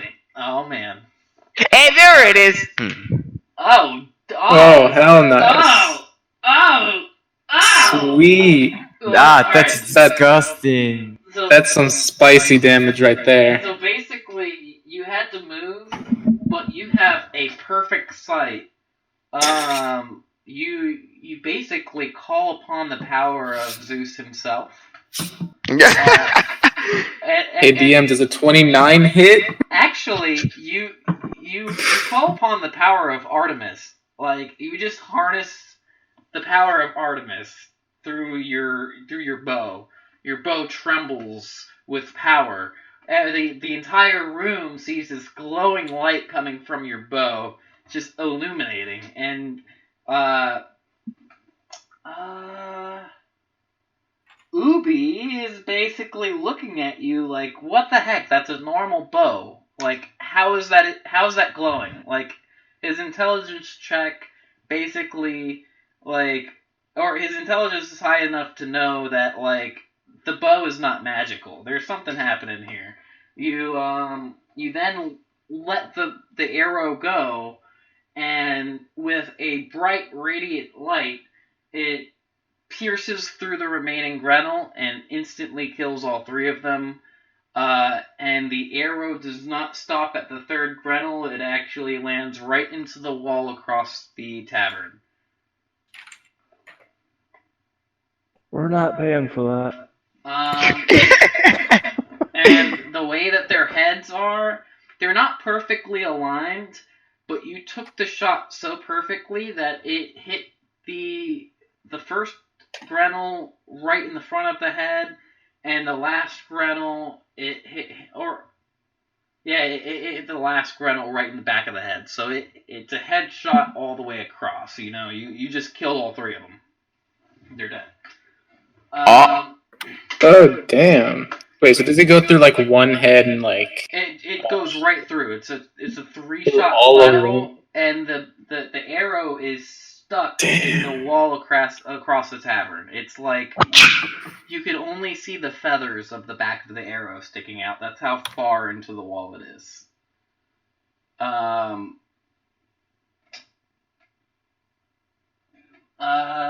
Fen says, "Oi! What a shot!" And then, That was clean. upon looking at the arrow lodged in his wall, he screams, "Oh no, not the wood finish, though!"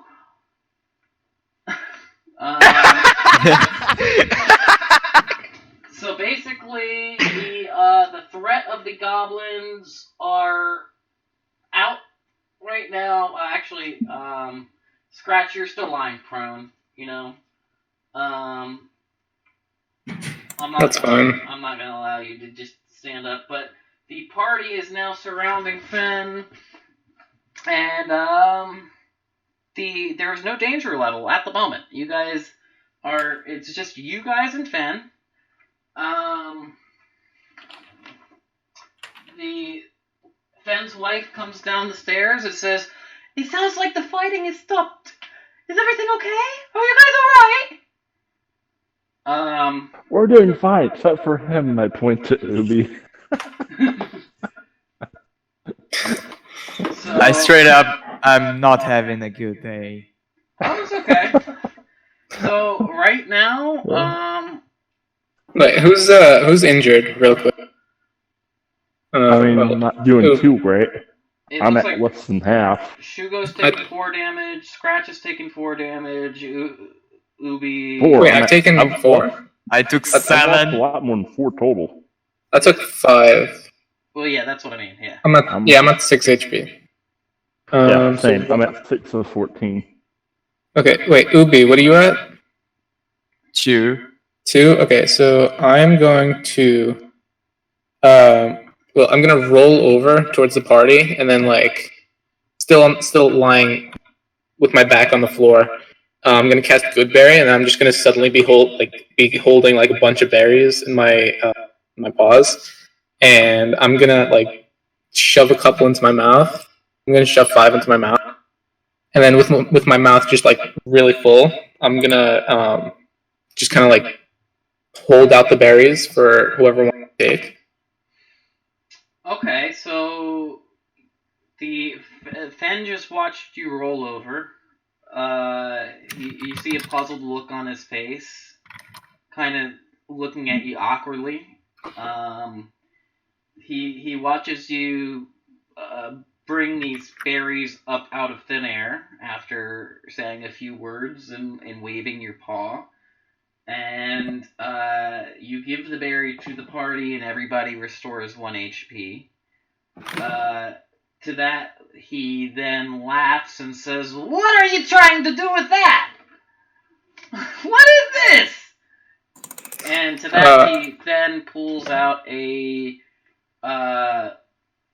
opens his coat, and out of a pocket pulls out 4 potion bottles and hands each party member a potion bottle, and says that those are the only 4 that he has, and he apologizes that he doesn't have any more, but they will restore all hit points and all spell slots. Damn. But Spicy. but everybody only has 1, so you guys could decide to use it now, or you can hold on to it. It's up to you.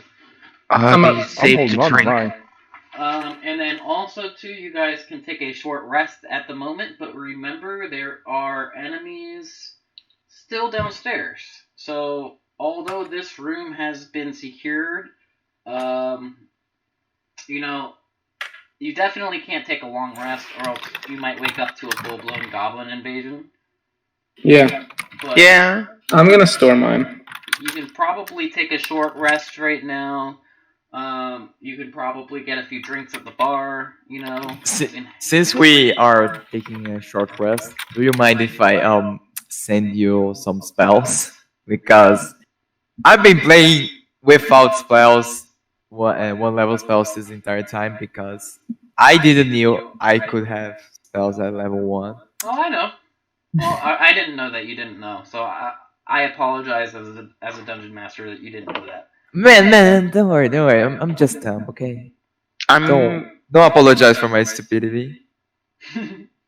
May I talk to the innkeeper? You sure can. So you stand in front of the innkeeper. Now remember, his wife is still standing there watching you. So, I just want to point that out. She can't stop me. Yeah, I'm kidding. So how would you like to initiate the conversation? I'm gonna look at the potion that he gave me. I'm gonna be like, "Are these safe to drink?" Oi, what the fuck? Why would I give you a potion if it wasn't safe to drink? I do not know. Possibly you wanted to kill us. That potion is an old dwarven trick that I've known all my life. Me mum used to give it to me. Every time he gets the diarrhea, it helps real good. I see. And also, I run an innkeep. You just saved me life. Why would I want to hurt you? Speaking of saving your life, I do believe compensation is necessary. Well, how about you help me clear out my basement, and then we talk about what I can give you. I begrudgingly roll my eyes and agree to the term. Oi, you better watch it. There's another inn right around the corner called the Sleeping Giant.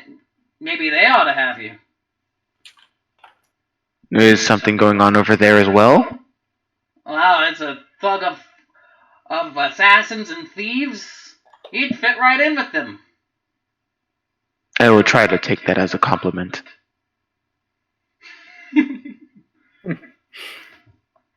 You're all right. All right, Wait, how expensive is the back to my potion? bed now. I'll catch you later. Bye. Sorry. The innkeep's wife is gone. How expensive is that potion?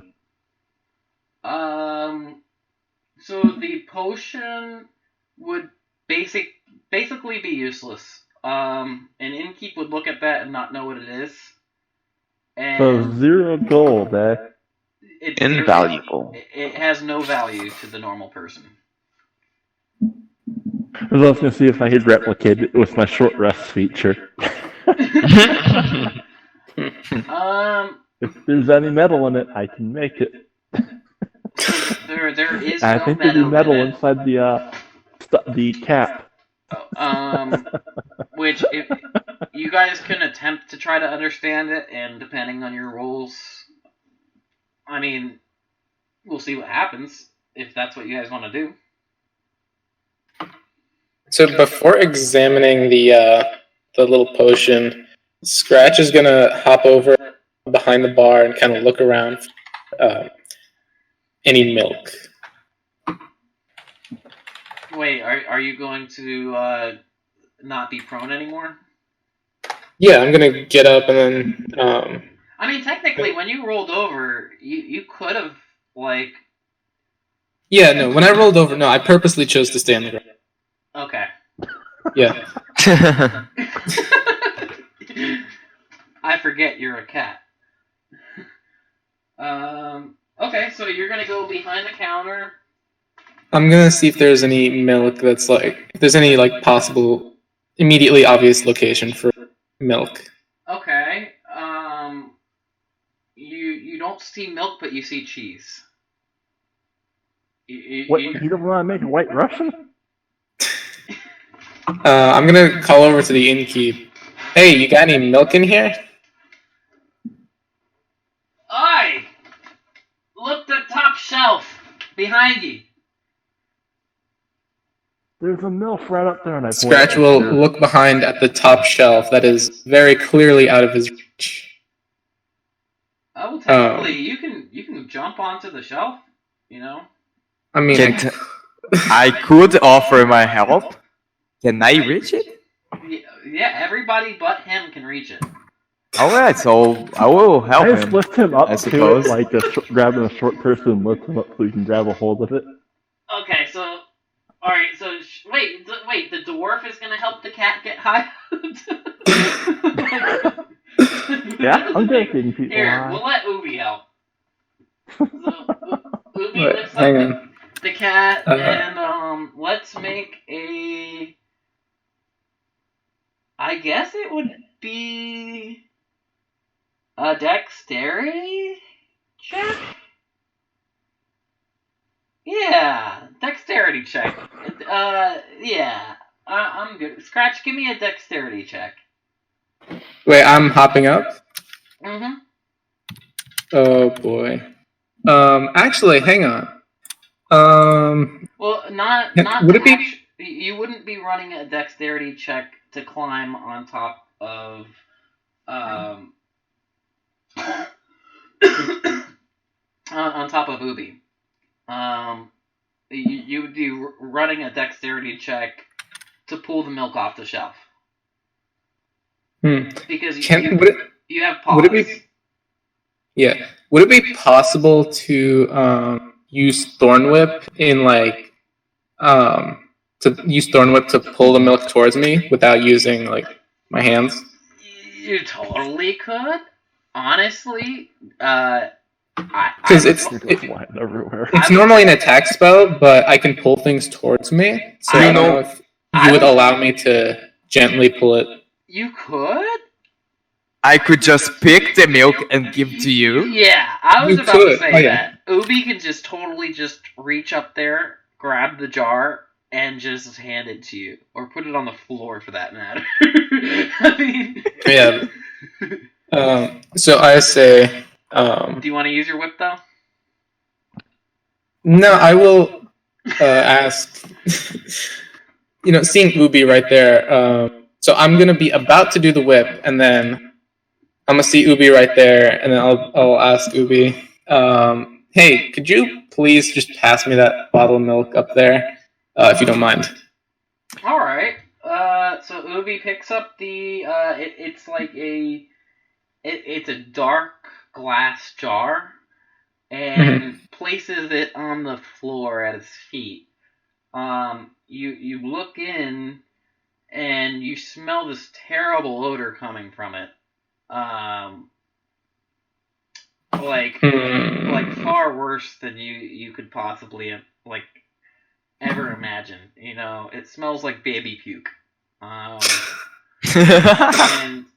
not regular puke, specifically baby puke. Yeah, specifically baby puke. And now, that mixed with the odors of all the blood and guts and everything around the inn. I'm gonna say make a Constitution check. Oh boy. Check? Yep, a Constitution save or check. Do I have to make as well? 22. All right, you throw up a little bit in your mouth, but you swallowed it again. It just kind of feels like a hairball. Insert okay. retching noises. It's okay, you swallowed it again. But okay. Well, Alright. So like the milk is bad. Do you have anything to say about the milk to Fen? Yeah, I'm gonna call over to the barkeeper. I'm gonna say, hey, you do know that you need to keep milk cold, yes? To keep it fresh and all. Like, what is this? I really don't think anybody's keeping track. And plus, with the alcohol, you can't taste nothing over that. I got this strong stuff. So, but then Fen kind of looks down and he's like, alright, I guess. And he pulls out a small vial of something out of his coat jacket and pours it into the milk. He then takes a stirring stick that he has behind the counter and mixes it up and says, there you go, good as new. I will cautiously sniff the milk again. Now it smells like normal milk. It has normal color, and it seems like normal milk. That is some black magic. I do not trust that. Scratch does not care at the potential effects that this may have on him. He'll just kind of grab the bottle with like both of his paws and kind of like clutch it to his chest and just kind of like lay back on the floor and just kind of like chug it like a baby, like in like a baby position, and just like chug it. Okay. Now I would like to take a second and refer to the time. It's currently 9:10. So it seems like this game has taken a while to get started. And I don't have anywhere I need to be, but I remember, Dark, you were saying you need to... Oh yeah, no, my SAT was canceled. So your SAT was canceled. So is everybody here... Could we continue going at this point? I figured I'd ask and just... 5-minute tea break, other than that. Yeah, I need to eat something, to be honest. Yeah. Right, Let's take a little break. Okay, yeah, let's take a little break. Awesome. Alright, you guys get down into the basement. You all jump down there pretty fast. Why are we heading to the basement? Finn is in there. Because that's the source of the goblins. The goblins are coming out of the basement. They were flying. And we weren't exactly told to help with this. How is this our problem? The innkeeper asked us to help him with the basement before he talked about compensation. And No. supposedly we could make some good money off of this. Okay, that's probably whenever I'd already started to go pee. Okay. So now there is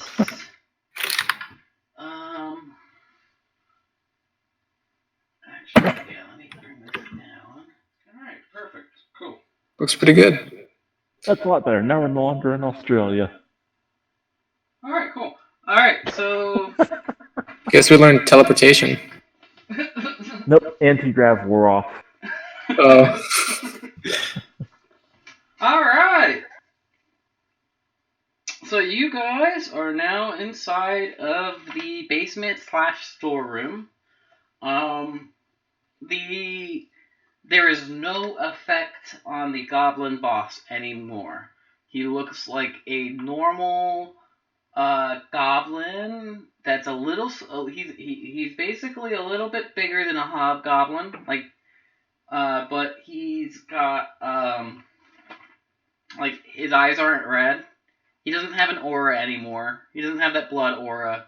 He's just like normal, you know.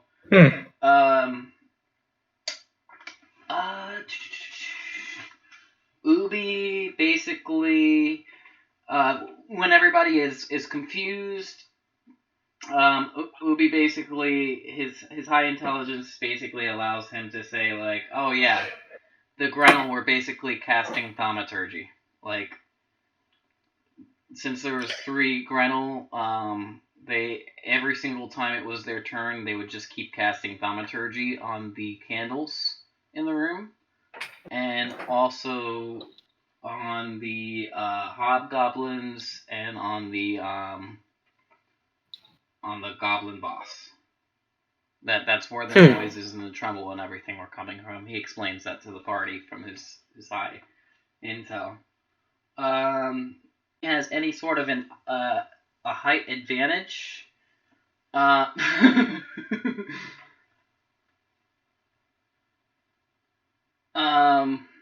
Sorry, I lost my train of thought. That meme got me.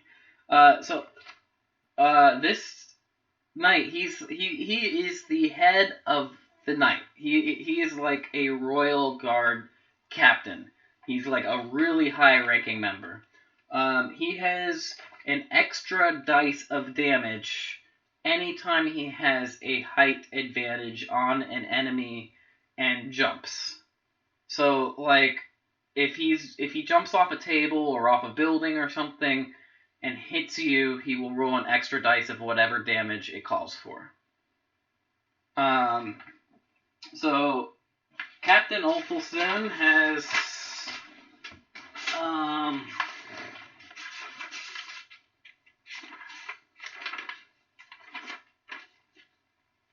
so his long sword, it has +7 to hit. His reach is 5 feet, and it's 1d8 plus 4 times, or 1d8 times 2, or actually 2d8 plus 4. That would be it. So let's see if he hits. And the bugbear, or actually the goblin boss, 17. Okay, it hits, and it does.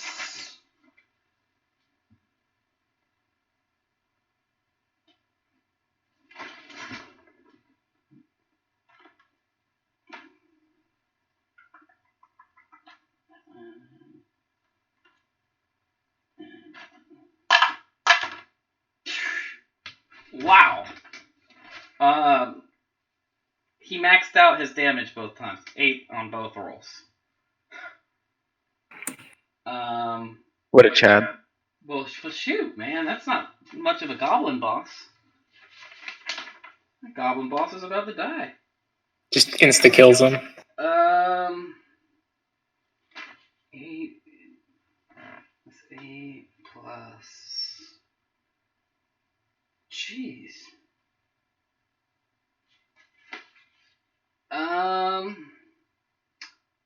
Wow, that's a very okay. So like, basically, he.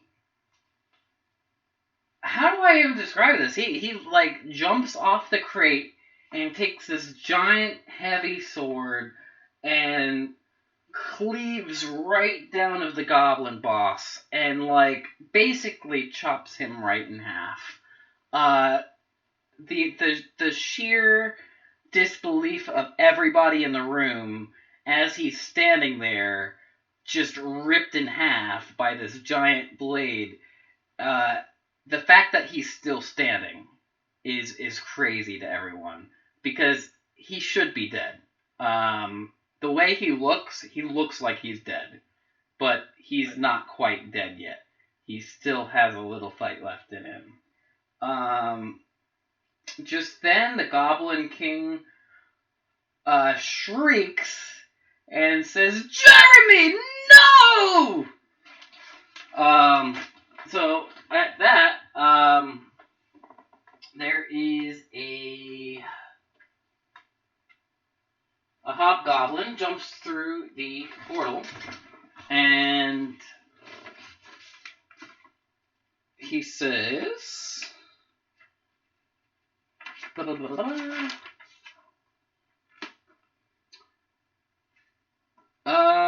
So the goblin boss says, "Boss, we got trouble. What if my queen finds out?" The little tiny goblin with the crown in the back screams, "Silence! Stand your ground for the rise of the Goblin Empire and fight for your king!"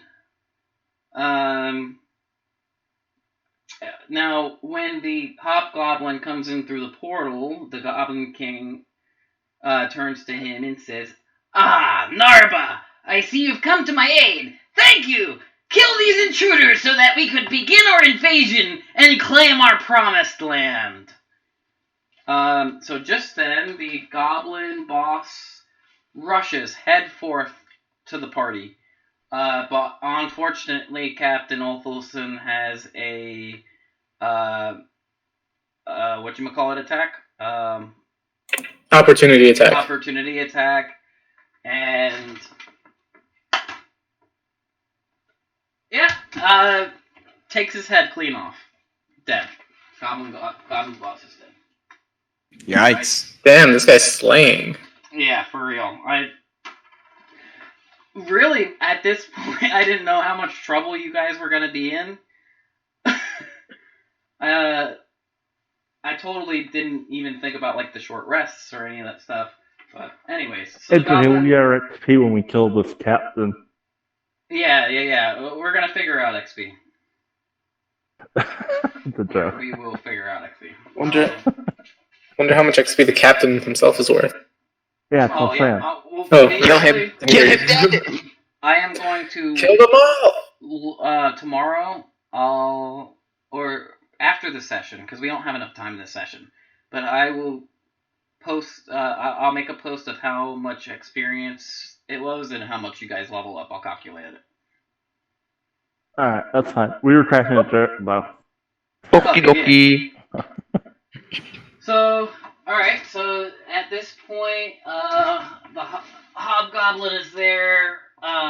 The little tiny goblin with the big crown jumps into the portal and disappears. And so does a snake that he has with him. And they are both off the map. The hobgoblin moves forward, and the big creature now stands in between the portal and the party. Captain Olthelson now gets a very clear image of the portal and she says, "Wow! What in silver spoons is that?" Looking at the portal.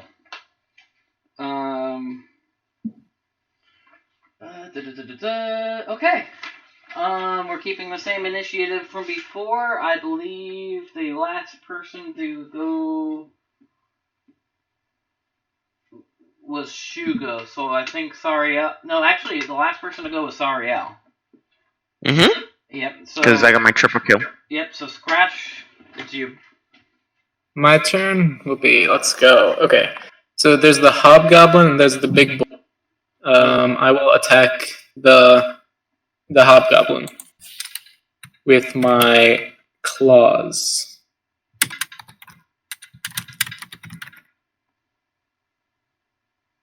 Okay.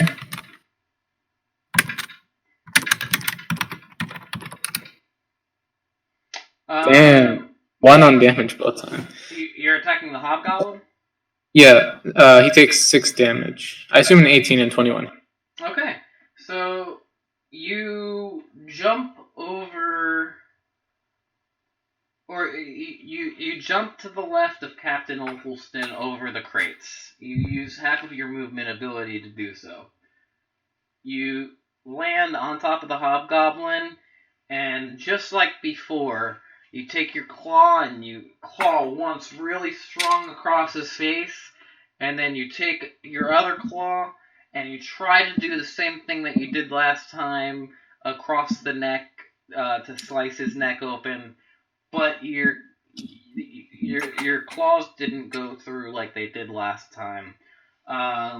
This hobgoblin is bleeding, and he does seem like he's a little shaken, but overall he is he's still in pretty good condition. Well, he's still in okay condition. He's like,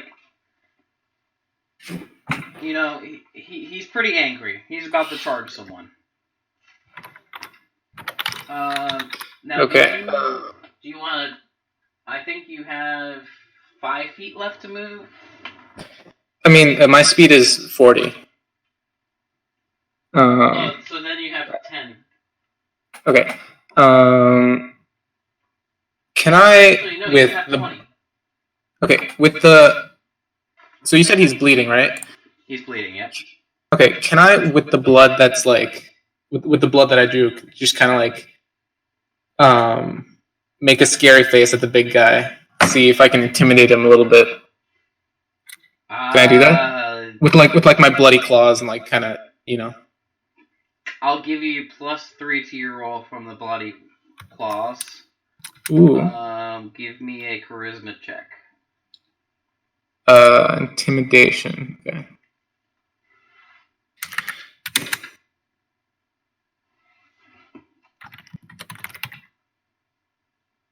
Okay. I mean, you add 3 to that, so 7. Assume that. Oh. Yep. Okay, so 7. Okay. 7. The giant creature looks at you and laughs. But he tries to cover up his laugh. You know, like, he tries to not make it obvious that he's laughing at you. He tries to keep a straight face, but obviously he just cracked, and he kind of just let out, like, a girlish giggle, you know, like, eh, you know. And he then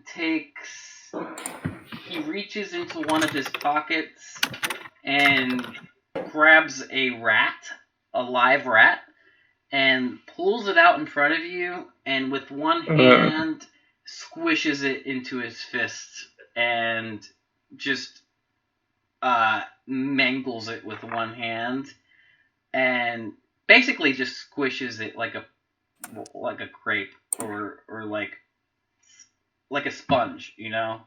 Just blood just squirts out from his hands, and you need to make a saving throw for Constitution, I guess. Con save. Oops. Oh no. Okay. That's an 8. Okay, you aren't too intimidated. You kind of laugh back at him. Okay. Yeah, that's not enough to do anything to. Okay. And now the big creature is going to make a crazy dash past everybody, and he's gonna full on tackle Sariel. Oh! He's going straight for the back row. Don't we all get attack of opportunity? You sure can. Okay. Actually, I think. Who all gets the attack of opportunity? Because he went past all of us. Yeah. Do that. Well, Captain Opalston has a spot. I wish I had the camera a little bit better. I need to work out the logistics of the camera. But there is a 5-foot gap between Captain Opalston and the big creature. Scratch is still on top of the Hobgoblin, and Shugo, you're behind. Yeah, you're behind Sariel. So, I mean, I'll allow Shugo to get one in, but Cool. But really, you guys would be a little bit far for that.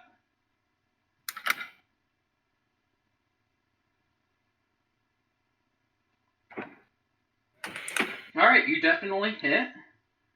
Nice. Bastards actually trying to tackle me. And you hit him like really hard in the side of the head. I try and clothesline him. But he's you just made him angry. Like, he... Still not dead, damn.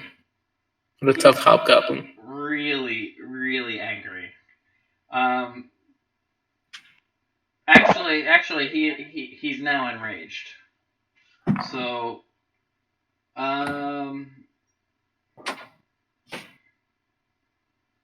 Good. okay, so basically, he is going to use his Morning Star, because he doesn't have a javelin anymore. He threw that before. So his javelin, he doesn't have a javelin. He takes his Morning Star and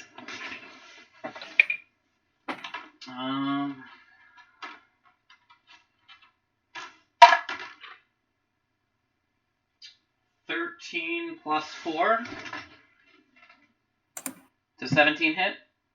Yes. On who? Him or me? Wait. Was this for the tackle? Well, Yeah. Well, it's like he tackles you with his Morning Star. Like. Oh, okay. Then yeah, 17 does hit me. Yeah, and he it's 2d8 plus 2 piercing damage. But he's also a brute, so melee weapon deals 1 extra dice of his damage. If it crits. When he hit, I'm just gonna tell. It's a bugbear. So, roll the damage, please. So yeah, it's gonna be 3d8 plus 2. Oh, that's some fat damage. That's some fat damage. I'm sorry, Sariel. But this bugbear in particular hates females. Because a little backstory: the females in his life has made his life miserable. So he's an incel. Yeah, totally, 100%. All right, I understand. But damn, if this. All right, the first damage Damn, is 2. Second damage is 4. Third damage is 4. It's 10 total. 10 Okay.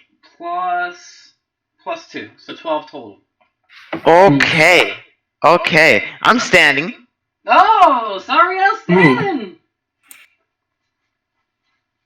Ooh. That was close. Wonderful. Okay, so Pushing through. How are you guys gonna end this now? Because they're I'll kill that. like, Kill him. I guess Ubi, it's your turn. Oh, okay. Just a quick thing. I'm looking at the time. I have to get going. So Alright. I guess. Later, Dark. See ya. All right.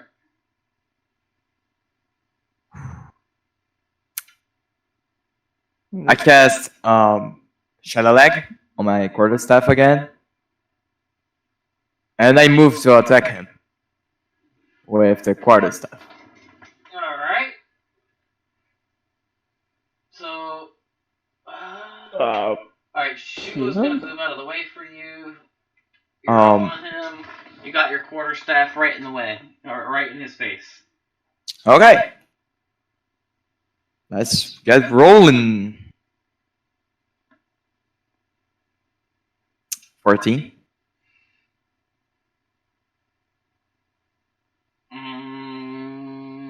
Okay,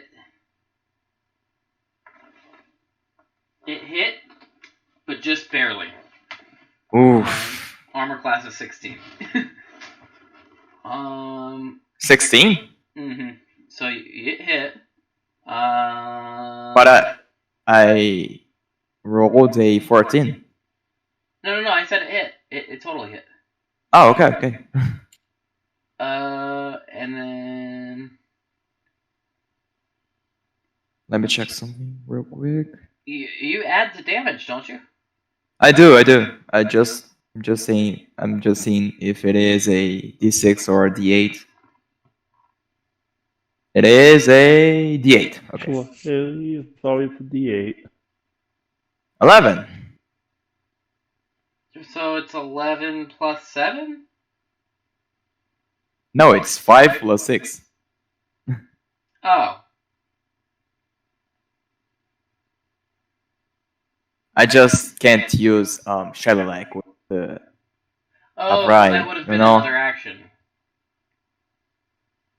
Right? You would have had to cast Yeah. it first, and then the next turn? No, Shadowleg is a bonus action. Gotcha. Okay, so your total damage right now is 11? Yeah, exactly. Okay. You hit the bugbear with the staff. You hit him right in the abdomen. Kind of brings him down to his knees. But he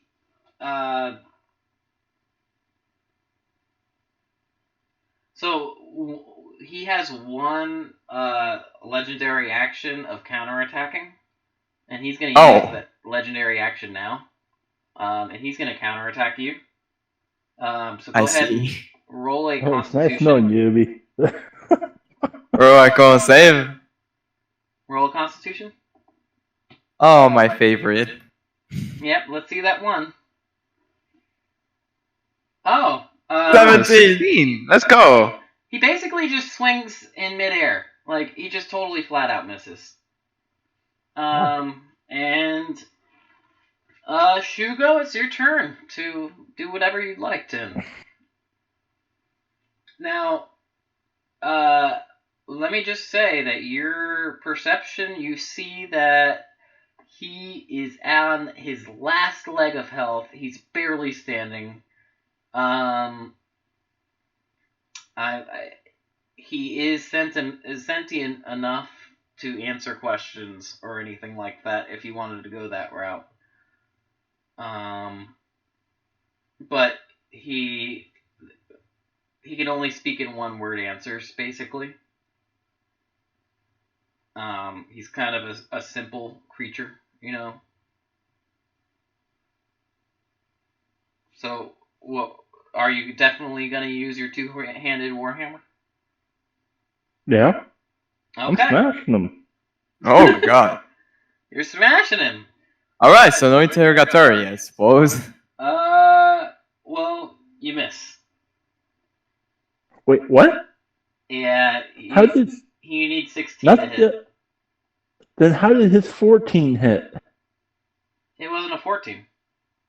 It was a 14. Wait, hold on. Oh, Shugo. Oh, that was Roll- you. Dirt.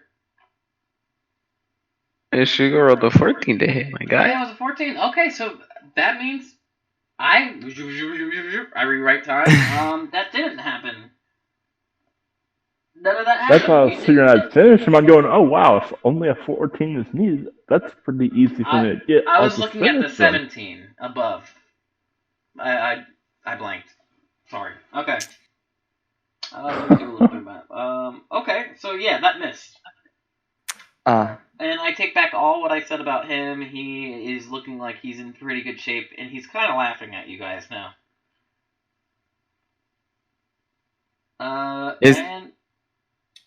Sariel, it's your turn.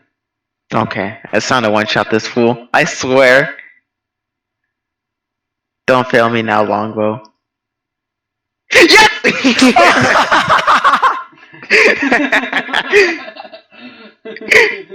Oh my god.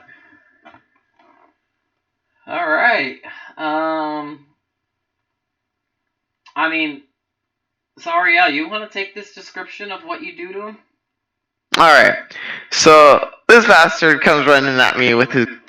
And I'm gonna go ahead and I'm going to, like, pull out one of my arrows, stab him right in the gut, pull it out, draw it on my bow, and fire it right in his face. Oh. Ooh. The amount of blood that squirts out of the back of his corpse is unreal. You don't even know what you just did. You look down at the bow that you're holding, and you're looking at it in disbelief out of what you just did. The whole party is like in awe, and Captain Ovelston is staring at you and says, "Good golly! Wow! That was amazing!"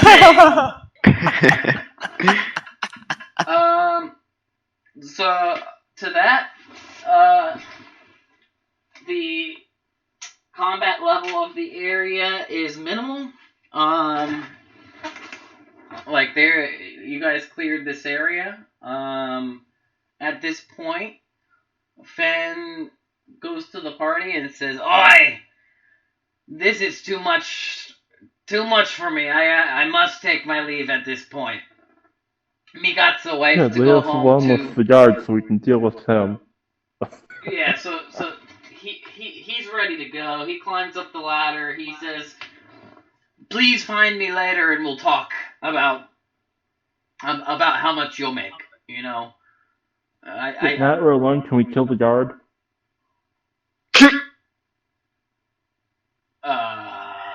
I mean,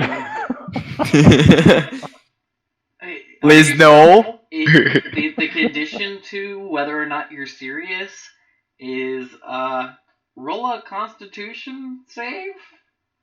Oh, wouldn't that be wisdom? If you're trying to be serious? Oh no, I'm saying like if you're seriously considering attacking him, you're gonna have to roll a Constitution save. Oh, this man's got frightful presence on. Oh, then never mind then. No, I'm just joking. If you really do want to, but he is a very, very high ranking official. So Yeah, but he's also so annoying. he is pretty annoying. I mean, I like the guy. He has personality. Okay, let's give some points to him. Have have no idea what I was thinking putting him in this game. But anyways, okay, so Fan has taken his leave. He has waved to the party one last time. He is now back at his inn. The rat is playing music. Every single enemy inside this room is dead, to where the captain is standing in front of you guys. You guys are all standing in front of the portal. And the captain then Why are we says, getting so close to the portal? oh, because It seems... we're ending right now. Oh. Yeah, we can't go further without Dark, but... Yeah. I was just like, are you throw us to the portal? So, the Captain Wolfelston looks at you guys, and, says... Oh boy, what was all that load? I don't even know what's happening here. I just heard all the commotion, and I happened to be in the area, you know. I was visiting Smithy, you know. But wow, this is something else. Did that guy say the Queen? I hope he's not referring to the Queen I'm thinking of. You know, because I'm pretty sure goblins... flamboyant nature. It's not the singing queen. I think goblins... Not Freddie Mercury. Aren't they devoted to the Queen of Darkness? I do not know goblins. I'm not sure. Do I look like a green bean to you? But the solution I have is we need to... I'm going in the portal. Okay, bye. So Be my guest. you guys don't have to come with me, but we weren't Alright, going how do we seal the portal shut so we can't come back? I second that notion. Oh my god. Oh shoot. And that's No, pretty much seriously, where how do we close this portal? pretty much where our game ends tonight. Okay, we'll close it next session. I will tell you, your intelligence check shows you that there is no way of closing this portal from this side. You fool! Counterspell! I don't have it yet. The counterspell won't have effect on this portal. Damn. Counterspell have effects on I'll just objects? cast Dispel Magic once I get back. Dispel magic. Yes, there we go. So dispel magic will not magical work shit. either. The same thing would, like, the way I can explain it to you guys is if you guys are inside a bag of holding, and you use dispel magic from the inside of the bag of holding, it will have no effect. Like, you're on So the it's wrong like- side, you're on the wrong side of the portal to make any decisions of the portal. So it's like that magical infused with technology, maybe? I can't really disclose that right now at this point. Okay. But Okay. there's Fair. something Fair. happening on the other side of the portal that holds that portal into existence. There's nothing that you can do to close that portal. I mean, you can roll. Can we and strap try... a bomb to the guard? What? Can we strap a bomb to the guard so when he goes through, he blows up? Oh my god, guys. You can go to Fen and have him make a bomb, and you can give the bomb to Captain Olthelston. But Is he intelligent enough to know that it's lit? But the only bad thing about that is you don't know how much time you have before more enemies come through that portal. Is there anything really big in the room we can just roll against the portal? Well then, that was fun. Yeah, that was a good first campaign, guys. I'm sorry. Yeah, I really enjoyed. We survived it. Yay! I'm glad you guys survived it. Good job. Thank Holy you moly. so much. I tried my best, made only the best decisions. So I'm It still only gets better from here. we Of course. we will pick up. Okay, so we're done. I'd like to finish this first part before next big session. So possibly by like Tuesday or Wednesday or something, maybe we can pick this back up and finish this next little half an hour to an hour of gameplay. It's fine by me. Fine by me. Wonderful. I take my leave here. Yeah, I thoroughly enjoy you guys, and I will see you guys later in the week. Thank you for being with us. And Yeah. also, I would Bye-bye. like to take this part of the stream, and I would like to mention all of the sources for the map material and give credit where credit is due. So, that's weird. I can't. Okay, so first, I'd like to mention Tom Kartos. He has a lot of free content online. Some of the raw images that I used in the character or in the map creation process have come from him. Another good resource that I used is Venitus Maps. That's where I got a majority of the images for Photoshop. They make some wonderful stuff, and a lot of it was free. I'd also like to mention Paizo, Pathfinder Pods, with the Starfinder bases. I think that's it. So, the last person I'd like to thank is Stranger Danger. It's kind of a weird name, but he was very kind enough to let me DM on his Discord. So, and that's Heart Crisis. Thank you guys for your time, and we will either see you Wednesday or, next Saturday. Or Friday. Saturday. Yeah. Friday. Alright, Alonzi.